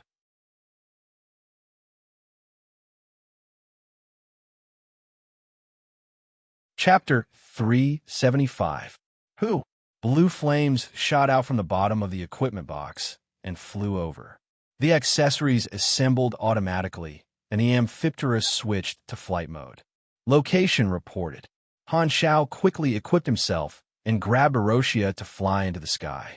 He was not worried that Erosia would be injured in the high-speed flight. She had superpower in her body, and even if she did not use it, her resistance would still protect her. Han Zhao sent the coordinates over, and the tactical screen displayed a three-dimensional map with Herlu's aircraft marked. The speed of the turbine in Han Zhao's wings soared, and the exhaust flames shot out. He directly went from stationary to high-speed flight without any buffer period. The mechanical suit could eliminate most of the load, and Han Zhao could handle the rest of the load. Erosia was held in front of Han Zhao's chest. Her hair danced in the wind, and her eyes were closed. She was not injured. After Han Zhao reverse-engineered the Dragonfly, he modified the bat wings and added anti-gravity propulsion technology, and its speed soared. While flying, Han Zhao thought about the other party's identity. Ash's carbon control reminded him of a super Esper ability that existed in theory, particle manipulation. It far exceeded the limit of a single element's ability and was almost omnipotent. It could form and deconstruct any matter. If the energy was strong enough, it could theoretically manipulate planets to split, recombine, or even form life. If it was more powerful, it could directly change the structure of particles and form antimatter out of thin air. It could also complete particle collisions without any machinery, simulate all kinds of physical phenomena, or even perform ultra-dense compression to form black holes with bare hands. This type of Esper ability that touched the origin of matter was too terrifying. It was like the omnipotent creator. It was listed in the super high-risk Esper ability restriction treaty by the three universes. There were hundreds of super high-risk Esper abilities that theoretically could exist in it. However, the pursuit of individuals always conflicted with the collective. The super high-risk Esper abilities in the treaty were ranked by busybodies and became a list of most wanted Esper abilities. Fortunately, most of the super high-risk Esper abilities never appeared. The ability to control particles had always been ranked in the top 5. There were no eyewitness reports. It was rumored that it could not be awakened by itself and had to be fused into a shape. Another rumor was that this ability was a living thing with consciousness. It was some kind of energy field-type life form that manifested as a self-flowing grand energy that wandered in the vast universe. It was said that there had once been a host of this ability, but it could not withstand the enormous energy, and the host's genes collapsed and died. However, there were no eyewitness reports, so no one knew whether it was true or not. After all, there were all kinds of rumors in the universe. There were even rumors in the Shattered Star Ring that Dragon Emperor Ames was actually a man. Although carbon manipulation was a far cry from particle manipulation, there were similarities between the two. It was iconic and unique, and the name, Ashes, revealed in the battle information was a little familiar to him. Han Zhao racked his brains. Suddenly, he had a flash of inspiration, and a memory emerged from the water. His code name is Ashes, and his ability is to manipulate carbon, Darkstar's strongest combatant. Han Zhao was shocked and surprised. Ashes did not know that the information he had revealed in the battle earlier was enough for Han Zhao to guess his identity. Ashes originally wanted to keep it a secret, but he had already failed in front of Han Zhao.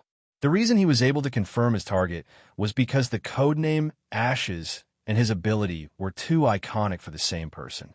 In his previous life, with the mutation disaster as the boundary, the battle between Darkstar and Ghidorah gradually turned from a hidden one to an open one. Ashes stood out, and his ability was very difficult to deal with. He fought all over the world, and the war stimulated his potential.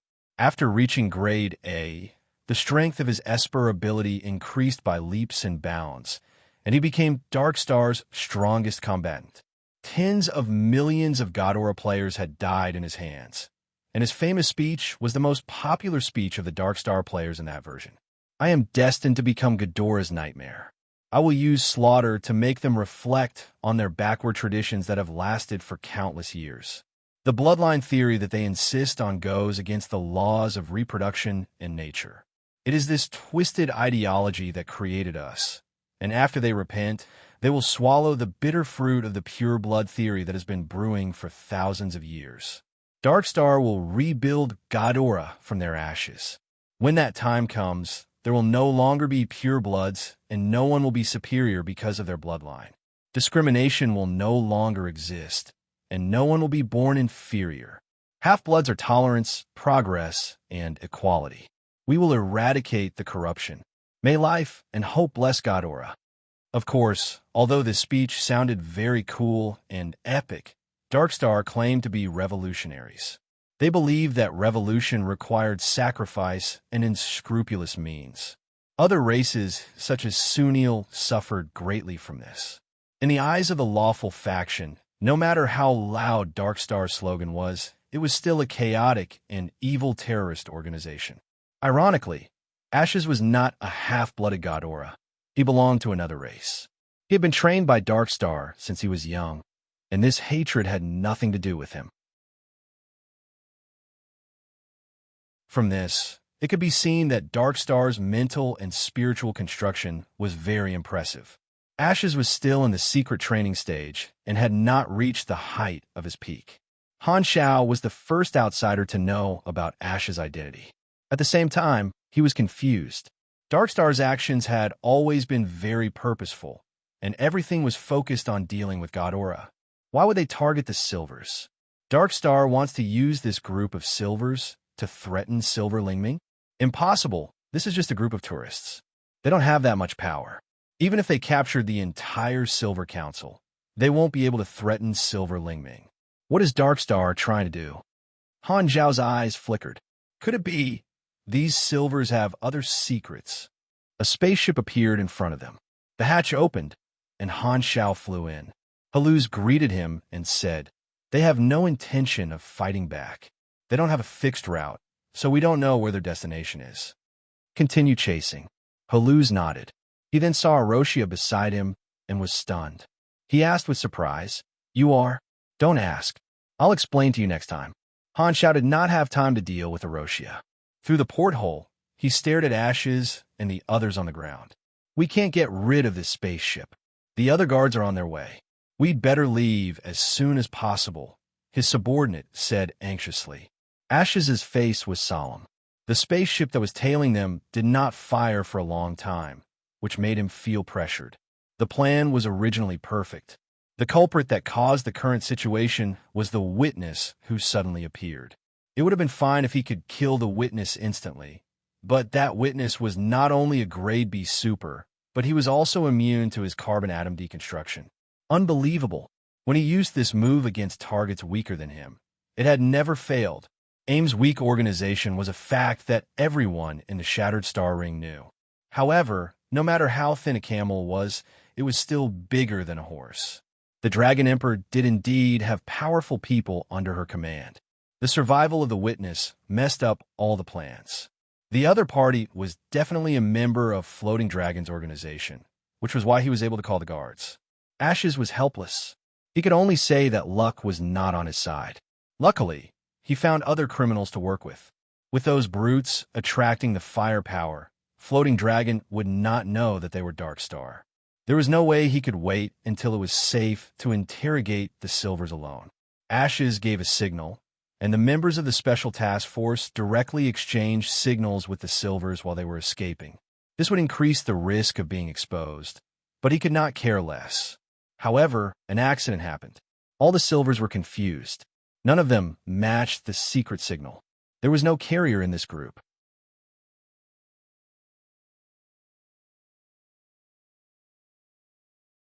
Chapter 376. Ash's expression changed. He scanned the expressions of all the Silvers, and the fear in their eyes did not seem to be fake. They really did not know the secret signal. He almost had a mental breakdown. Luckily, he guessed another possibility in time. Do you have other companions? The Silvers did not dare not answer. They said in fear, We originally had 17 people, but 2 of us were thrown into space during the escort and are dead. The carrier had kicked the bucket and was thrown into the universe? The people from Darkstar were dumbfounded. What should they do now? At this time, the mummy of the delivery man had already floated to God knows where. They could not even find him. Ashes was also stunned. Suddenly, he thought about it. The slave trader must have searched the carrier's clothes. If the carrier did not hide the secret message bead well, it might have been taken away by the slave trader. There was still a chance.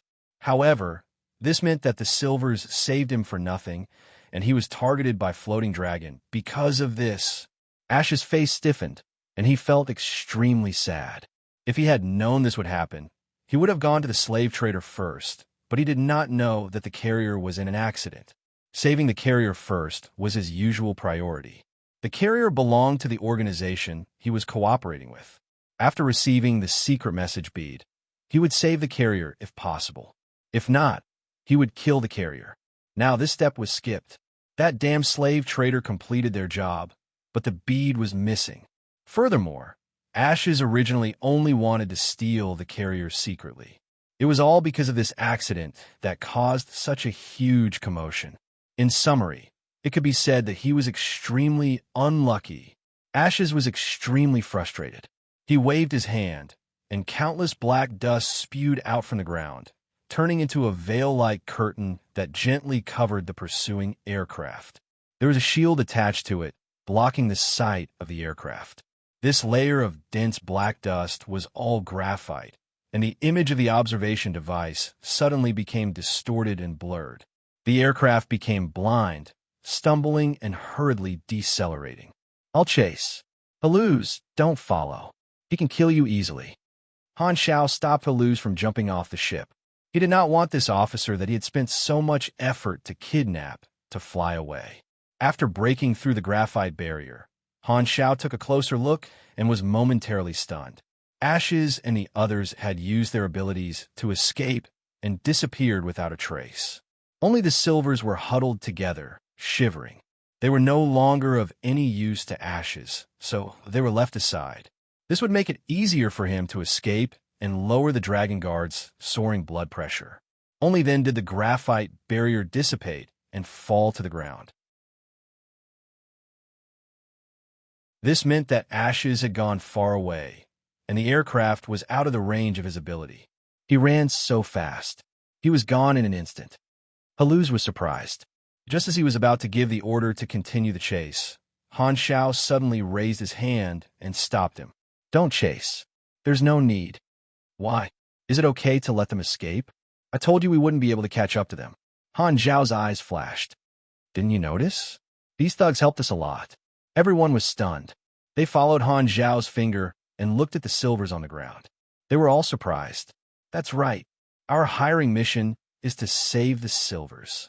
After so many twists and turns, the Silvers were saved in an unexpected way, and they even fell into his hands. Han Shao would not let go of this opportunity.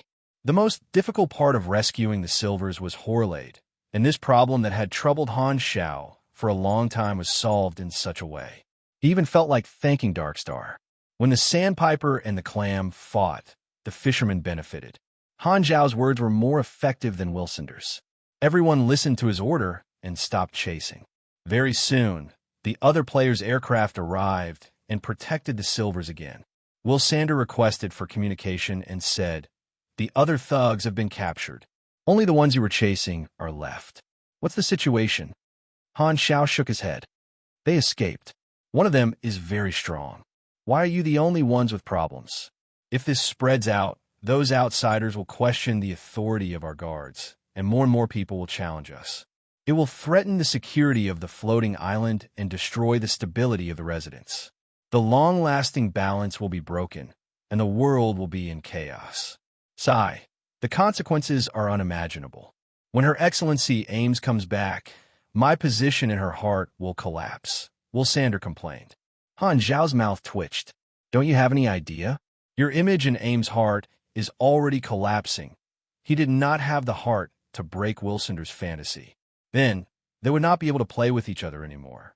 In fact, life forms at their level were like paramecia in Ames' eyes, and subordinates were paramecia raised by her. It seemed like he was also looking down on himself. Han Xiao interrupted Wilsander's complaints and said, It's okay. I know who they are. At this moment, a new idea popped up in his mind. The reason why Ember was so fearless was because he had done a very good job of keeping his identity a secret. However, he did not know that his identity had already been known by Han Xiao. When his identity was exposed, he would definitely be confused and would not be able to figure out which part of the plan had gone wrong. Since he was the only one who knew this information, he could do something in secret and reveal Darkstar's identity to Floating Dragon Island. Coincidentally, Ames was not in a good mood recently. If a super strong person targeted them, Han Xiao felt bad for Darkstar just thinking about it. Darkstar did not want to get into trouble. That's okay. Let me help them get into trouble. After all, we are men who have worn the red scarf before, and the purpose of service is to help others. Because of the mutation disaster, Darkstar was definitely his enemy, so he was very happy. Furthermore, Han Xiao made a new discovery. Even Ashes was sent out. These silvers must have a big secret. Darkstar is preparing to make a big news. He asked the silvers who were still in shock, listened to the whole story, and grasped a few key points. First, Darkstar did not want to save all the silvers, but a specific person. Second, this person must have contacted Darkstar in advance, or else he would not have given the secret signal. He must be a secret worker, and his companions did not know his identity. Third, one of the two silvers who died early was Darkstar's target. Ash's retreating at the last minute did not mean that he had given up. There must be a next step. Fourth, this should not be the first time something like this had happened. Connecting these points, Han Xiao sharply smelled the scent of a conspiracy. Since Darkstar was so serious and secretive, this matter must be very important to Darkstar. He suddenly had an idea. If he could secretly destroy Darkstar's plan, not only would he be able to annoy Darkstar, he might even be able to get something out of it. Furthermore, the enemy was in the light, and he was in the dark. This was his biggest advantage. It should be fine to help him in his heart. The only problem was that he did not know what Darkstar wanted to do. He lacked too much information. He started to plan in his heart. The guards cleaned up the ruins of the slave market, and the unconscious people were carried to the side. Horlade's eyelids trembled, and he slowly opened his eyes. He finally woke up. Horlade raised his head and looked around blankly. Then he stared straight at the ruins in front of him and slowly recognized the familiar silhouette. His mouth gradually widened, and his expression gradually became horrified. Then, a scream that almost pierced the eardrums of the people around him soared into the sky. Ah! The guards next to him hurriedly covered their ears and clicked their tongues in wonder. Oh, this high-pitched voice is comparable to Soul Blast. After screaming, Horlade collapsed on the ground. His heart ached, and he twitched, and he almost suffocated. He still remembered the last scene before he fainted. He was sitting on his luxurious chair, drinking a drink, and feeling excited about the huge sum of money that he was bound to get. However, when he closed his eyes and opened them again, his home was gone. He suddenly became a pauper and fell from heaven to hell in an instant. His mentality collapsed into pieces. What exactly happened? How did my home become like this? Horlade's gorgeous clothes were covered in dust. He hurriedly grabbed the guard next to him and questioned with a trembling voice. The guard explained everything. Knowing that the enemy was captured, Horlade's eyes lit up. He hurriedly asked, "What about my slaves? Where are they? Give them back to me." At this time, A righteous voice sounded from the side. Horlade, don't worry. I will definitely capture all the slaves for you and minimize your losses. Horlade immediately looked over and was pleasantly surprised. The one who spoke just now was Han Xiao. He strode over, and all the players followed beside him. Behind them, all the slaves, including the silvers, followed closely. These slaves were all rescued by the guards. Han Xiao had just discussed with Will Sander and obtained the authority to gather all the slaves. These are all my slaves. Horlade was overjoyed. Han Xiao's face was full of righteousness. He patted his chest and said, "Don't worry. If I find a slave, I'll return him to you immediately. After all, we're colleagues that won't be exchanged for money. Do you still need to find them? You brought the slaves here. Give them back to me." Horlade was shocked. Han Xiao widened his eyes, looked around, and ignored him. "We're the slaves. Just tell me. I will definitely capture them for you. Don't play dumb. They are right behind you." Horlade was anxious. "Behind me?" Han Xiao looked back with a confused face, shook his head, and said, "The ones wearing shackles and collars are the slaves. I only see a group of free people. We're the slaves you mentioned." Horlade finally understood Han Xiao's intention. His face changed, and he almost exploded in anger.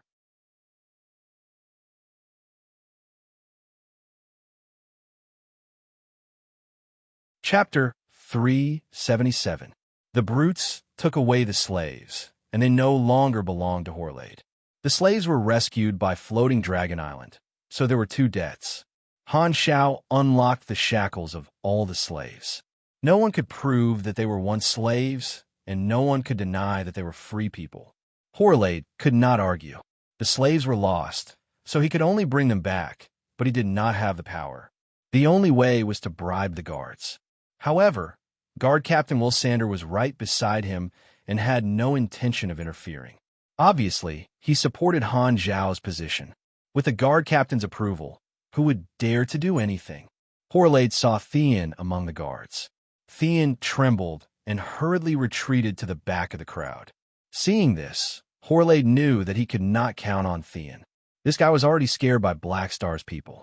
Looking at Han Xiao's calm expression, Horlade was furious, but for the slaves, he could only suppress his anger. He could not be proud anymore. He walked in front of Han Xiao and said angrily in a voice that only the two of them could hear, "All right, you win. You only need the silvers, right? I'll give you the silvers, and the other slaves have nothing to do with you. I can buy them back. Name a price." Han Xiao had the upper hand, so Horlade could only give up the silvers and prepare to pay a huge price for the other slaves. Otherwise, his business would be ruined. "I just said, there are only free people here." Han Xiao shrugged. Horlade misunderstood. His face darkened, and he said angrily, "Don't go overboard. You want to take all the slaves for yourself? The head butler will not let you succeed. Take all? Hee hee, don't you understand? They are not slaves anymore," Han Xiao said calmly. Are you crazy?" Horlade's tone was shocked. He thought that Han Xiao wanted more money. Only then did he understand that Han Xiao was planning to let all the slaves go and really let them regain their freedom. It was too wasteful. He could not understand. Why would Han Xiao save these slaves who had nothing to do with him for free? At this moment, an aircraft landed, and the chief butler, Jenny, rushed to the scene with her men. Horlade's eyes lit up as if he had found someone to rely on. He glared at Han Xiao and hurried to Jenny. "Chief Butler, I hope I can get my slave back." Horlade recounted what had happened and complained to his superior. "The new Black Star wants to let my slave go. How can that be? He's looking down on you." "I understand." Jenny nodded and walked towards Han Xiao. Horlade was immediately emboldened. He followed behind and stared at Han Xiao with a sneer. Jenny walked in front of Han Xiao and said, "Black Star, you did well. If you hadn't interrupted the enemy's plan, they might have succeeded. This will be a huge blow to the prestige of the Dragon Guards. Furthermore, it happened when Her Excellency Dragon Emperor was not at home. You did very well. I will record this in your file and increase your trust authority. Those who make contributions will receive material rewards. You can ask for monetary rewards or other things, she paused and added, although this sentence is a bit late. Welcome to Floating Dragon Island. Plus 300 floating dragon favorability. Current relationship, neutral, 700/1, 000. Han Xiao nodded. He was not surprised by Ginny's attitude at all. When he was chatting with Will Sander earlier, Ginny had also joined the communication channel. Han Xiao had told her what had happened. He had contacted Ginny privately long ago and reached a consensus. Only Horlade was in the dark and thought that he had found a life-saving straw. The more Horlade listened, the more he felt that something was not right. Why did Ginny not seem to be standing up for him, but specifically praising Han Xiao? He could not sit still and carefully interrupted. Chief Butler, about the slaves, Ginny glanced at him and said calmly, we only buy and sell slaves. We never capture slaves ourselves. Since they are free, let them go. Ginny did things according to the rules. Floating Dragon Island was a neutral organization after all, and they would at most do the slave trade business. They would not lower themselves to capture slaves themselves. Furthermore, Han Xiao was the hero of this incident, so she would take this into consideration and give him the appropriate privileges, tacitly allowing Han Xiao to do what he wanted. Furthermore, the profit of the slave trade was not very high. Every year, Horlade would embezzle a portion of the trade. She had seen it all, but did not do anything about it. Today was a coincidence, so of course, she would not speak up for Horlade. Horlade was dumbfounded. Frustration echoed in his chest, almost exploding his chest. Looking at Han Zhao's mocking eyes, he was so angry that his mouth twisted. He could not help but say, I suspect that this attack was orchestrated by Black Star just to save the silvers. Yes, that must be it. Those brutes were all his helpers. All right, he also let a group of people escape. Those people must be his companions. Horlade got more and more excited as he spoke. Although it was just a flash of inspiration, he felt that his guess made sense. Han Xiao raised his eyebrows and said casually, we are colleagues. How can you put the blame on me? Although Horlade's intention to put the blame on him was very bad, this guess was not valid at all. They had enough alibis, and it happened to come from Ginny. Ginny was worried about him, a newcomer, and arranged for people to secretly monitor them. This time, it happened to be the most powerful evidence. Therefore, Ginny was not moved at all. She frowned and said, okay, this matter ends here. Horlade, you slandered your colleagues for no reason. You are temporarily suspended. When you calm down, I will assign you a new job. Horlade's heart was cold. He knew that the situation was set. He was so angry that his teeth were itching. Suddenly, he remembered that he had dealt with Han Xiao like this before, and Han Xiao had taken revenge in the same way. This time, he was the one who was at his wit's end. A sense of powerlessness ran through his body. He simply ignored it, rolled his eyes, and fainted again. Since nothing could be changed, he might as well sleep for a while more. Otherwise, he would die of anger from the looks of ridicule around him. Ignoring Horlade, who was lying on the ground, Han Xiao coughed and said, Ginny, you should call me boss. Forget it, call me by my name. Ginny's expression changed. Usually, only the boss Ames, as well as Will Sander and Higher, who were of the same rank, called her by her name. This was because her capable and tough style made her subordinates respect her. This was the first time that her subordinates called her by her name. It felt weird. Han Xiao continued, I know the identity of the people who escaped. They are not ordinary thugs. As he said this, Han Xiao lowered his voice and whispered in her ear, they are from Dark Star. Ginny's eyes suddenly focused, and she said in a deep voice, when you finish the work here, come to me immediately for a detailed report. After that, Ginny hurriedly left with her people, leaving only the logistics team here to clean up the ruins. Han Xiao and the others came to the side.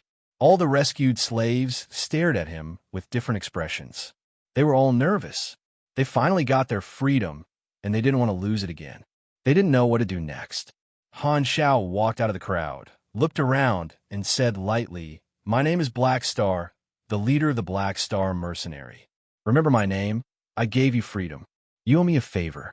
Maybe one day when we meet again, I will need your help. You can go. All the slaves were stunned, and one of them asked in a trembling voice, Can we really leave? Han Shao waved his hand, indicating that they could leave at any time. One of them carefully walked out, and after a few steps, he turned his head back. After walking for dozens of meters, he found that no one was stopping him. He was ecstatic. We are really free. The people couldn't believe that freedom came so easily. However, the first slave who walked out didn't run away immediately. Instead, he turned around and bowed to Han Shao with gratitude. He said loudly, "Black Star, I will remember this name." The slaves left one after another with gratitude, showing Han Shao all kinds of etiquette. Han Shao didn't feel much, but the players behind him suddenly felt a sense of accomplishment and comfort. They held their heads high and felt that they had done a good thing. Haluz felt the most empathetic. He patted Han Zhao's shoulder and praised, "Well done." The members looked at Han Zhao's back with kindness in their eyes. At this moment, they felt a sense of approval for Han Shao. For the players to like a character, other than strength, there was another condition: charisma and approval. Han Shao had always created a positive image for the players, and his act of freeing the slaves raised his image again. Port Bun recorded this scene faithfully. Han Shao turned around and saw that there were still a few slaves of the same race who did not leave. "Why aren't you leaving?" These people were obviously familiar with each other, and they looked similar. They looked at each other, and one of them said, "We were originally mercenaries. We followed a small mercenary group and encountered danger during a mission. Most of the members died, and only we were lucky enough to escape. However, we were captured by slave traders and locked up for more than a year. Our group was destroyed long ago, and we have nowhere to go. We hope that you can take us in and give us a job.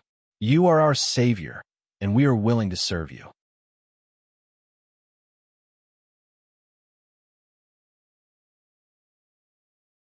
Chapter 378. Han Shao was a little surprised. He had only planned to let the slaves go and thought that the slaves would be eager to return home. He did not expect that there would be people willing to stay. He asked them in detail and decided to take in the three of them. The three Volga brothers were from the Tamaharantines. This was a small civilization in the Shattered Star Ring. Their civilization level was equivalent to Sunil before the disaster, and they had a certain level of space travel ability. They were a magic-type civilization that focused on the psychic branch. Their race's specialty was telepathy, and they could complete the exchange of information by looking at each other. To a certain extent, they did not need to speak, and telepathy was the strongest between close relatives. The technological foundation of their civilization was the first demon mineral vein, and they developed a technological tree based on materials that contained magic as the energy source. They had a religion and a high fertility rate. They would mate, reproduce, and give birth to animals. The incubation time was about a year. Normal humans would give birth to one child at a time, but the Tamaharantines would give birth a few times in their lifetime. They had always been troubled by the problem of population expansion. The Tamaharantines looked similar to humans, but they were shorter, with an average height of 1.6 meters. They had white skin and natural runes on their bodies. The more eye-catching feature was their pure white eyes, which were like a whole piece of white crystal. The Tamaharantines had very high psychic talents. If they awakened, most of them would become psychics. The eldest and second of the three Volga brothers were both psychics, and the youngest was a mage. They were all grade C supers, around LV70. Although their strength was average, they made up for the lack of classes in the mercenary group. This way, the mercenary group finally had 5 superclasses, making up for the lack of abilities. Mages can perform blessings and enchantments to add new abilities to machines, which can indirectly increase my combat strength. Han Xiaoxin was very happy. The Black Star Mercenary had 3 new officers, which increased the faction reward limit by almost 10,000 points. The limit was now 185,000 points. The 3 brothers were full of respect and gratitude. They accepted Han Zhao's arrangement. Even if they were free, they would still continue to be mercenaries. Instead of working alone, They would rather join Han Zhao's team. Other than repaying his kindness with their bodies, they could also take care of each other. After accepting the three brothers, it was time to solve the problem of Erosia. Han Zhao pondered. The mission required him to keep her by his side for 6 days. There had to be a reason, and it would not be completed smoothly. Although he did not know the exact reason, he just had to do as he was told. What troubled him was how to deal with Erosia's identity. Should she also become a mercenary? However, although Erosia had a high energy reaction, she did not seem to know how to use in battle. It was unclear whether it was her racial talent or her personal strength. Furthermore, she had completely lost her memory. There was no way to know her identity and communicate with her. The others were eagerly waiting for Han Zhao to explain the background of this great beauty. Her name is Erosia. She's also a rescued slave. From today onwards, she will temporarily follow us, Han Zhao said. Mad Blade was puzzled. Why did you keep her? Also, why isn't she saying anything? He had been wanting to ask this question for a long time. Ever since Han Zhao had brought her out, Erosia had not opened her mouth. Although her appearance was extremely in line with human aesthetics and she had stunned the players, it was followed by doubts. What was wrong with this beautiful girl? Amnesia. Han Zhao pointed at his head and thought of an explanation. That's why I was worried about her running around, so I took her with me. She has no place to go anyway. Such a beautiful girl is actually sick in the head. What a pity. Second Prince shook his head. What do you know? This is called taking advantage of the situation. Pork Bun gave Han Zhao a wretched look, as if to say, Brother, I understand you. Maple Moon and Rainy Kim immediately glared at him. Han Zhao rolled his eyes. A bunch of indecent people. Can't they have any pure thoughts in their heads? Mad Blade looked left and right. He felt that Erosia was too calm. She did not look like someone who had lost her memory at all. He was puzzled. I feel that she is weird. Can she communicate? This reminded Han Zhao. Horlade had said that Erosia still remembered the language. He immediately put on a translator for her and asked, Can you speak? Erosia heard this and finally reacted. She opened her mouth and said, Yes. Her voice was like the sound of a clear spring. It was clear and ethereal, making everyone feel comfortable. It was as if a pair of soft hands were comforting their ears. This made the players who had heard enough of Pork Bun's hoarse voice very satisfied. You really don't remember anything? Han Zhao was refreshed. It was good that she could communicate. Yes. Then are you willing to come with us temporarily? Yes. Then do you need anything? Anything is fine. You have lost your memory. Don't want to find out your identity? It's okay. Hearing this answer, everyone gasped. It was as if they could see the brilliance of the Buddha's nature in the dark. How can this amnesia patient be so calm? No, this is not just amnesia. You should take your medicine, beauty. Han Zhao was completely out of ideas. He smiled helplessly. Then that's it. My team members will take care of you. At this time, Erosia suddenly walked toward Han Zhao, leaned close to his face, and sniffed like a puppy. She said, I seem to have sensed a certain aura on your body somewhere. Han Zhao was stunned and felt surprised. He continued to ask, but Erosia shook her head and said, I don't remember. I just feel that it's familiar.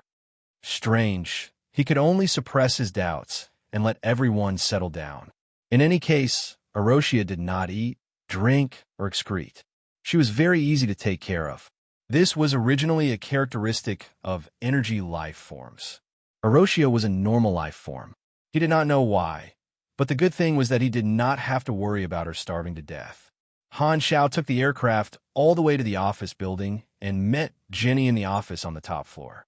Jenny had a serious expression and asked, Can you confirm that they're Dark Star? Han Zhao nodded and explained what had happened in detail. He hid his personal information, such as the interface, and changed it to that he knew Ashes. In the end, he added, Ashes is the next generation ace that Dark Star is cultivating. There must be a huge secret behind this operation. Although we're a neutral organization, and the conflict between Dark Star and Ghidorah has nothing to do with us, they have to pay a corresponding price for daring to cause trouble on Floating Dragon Island.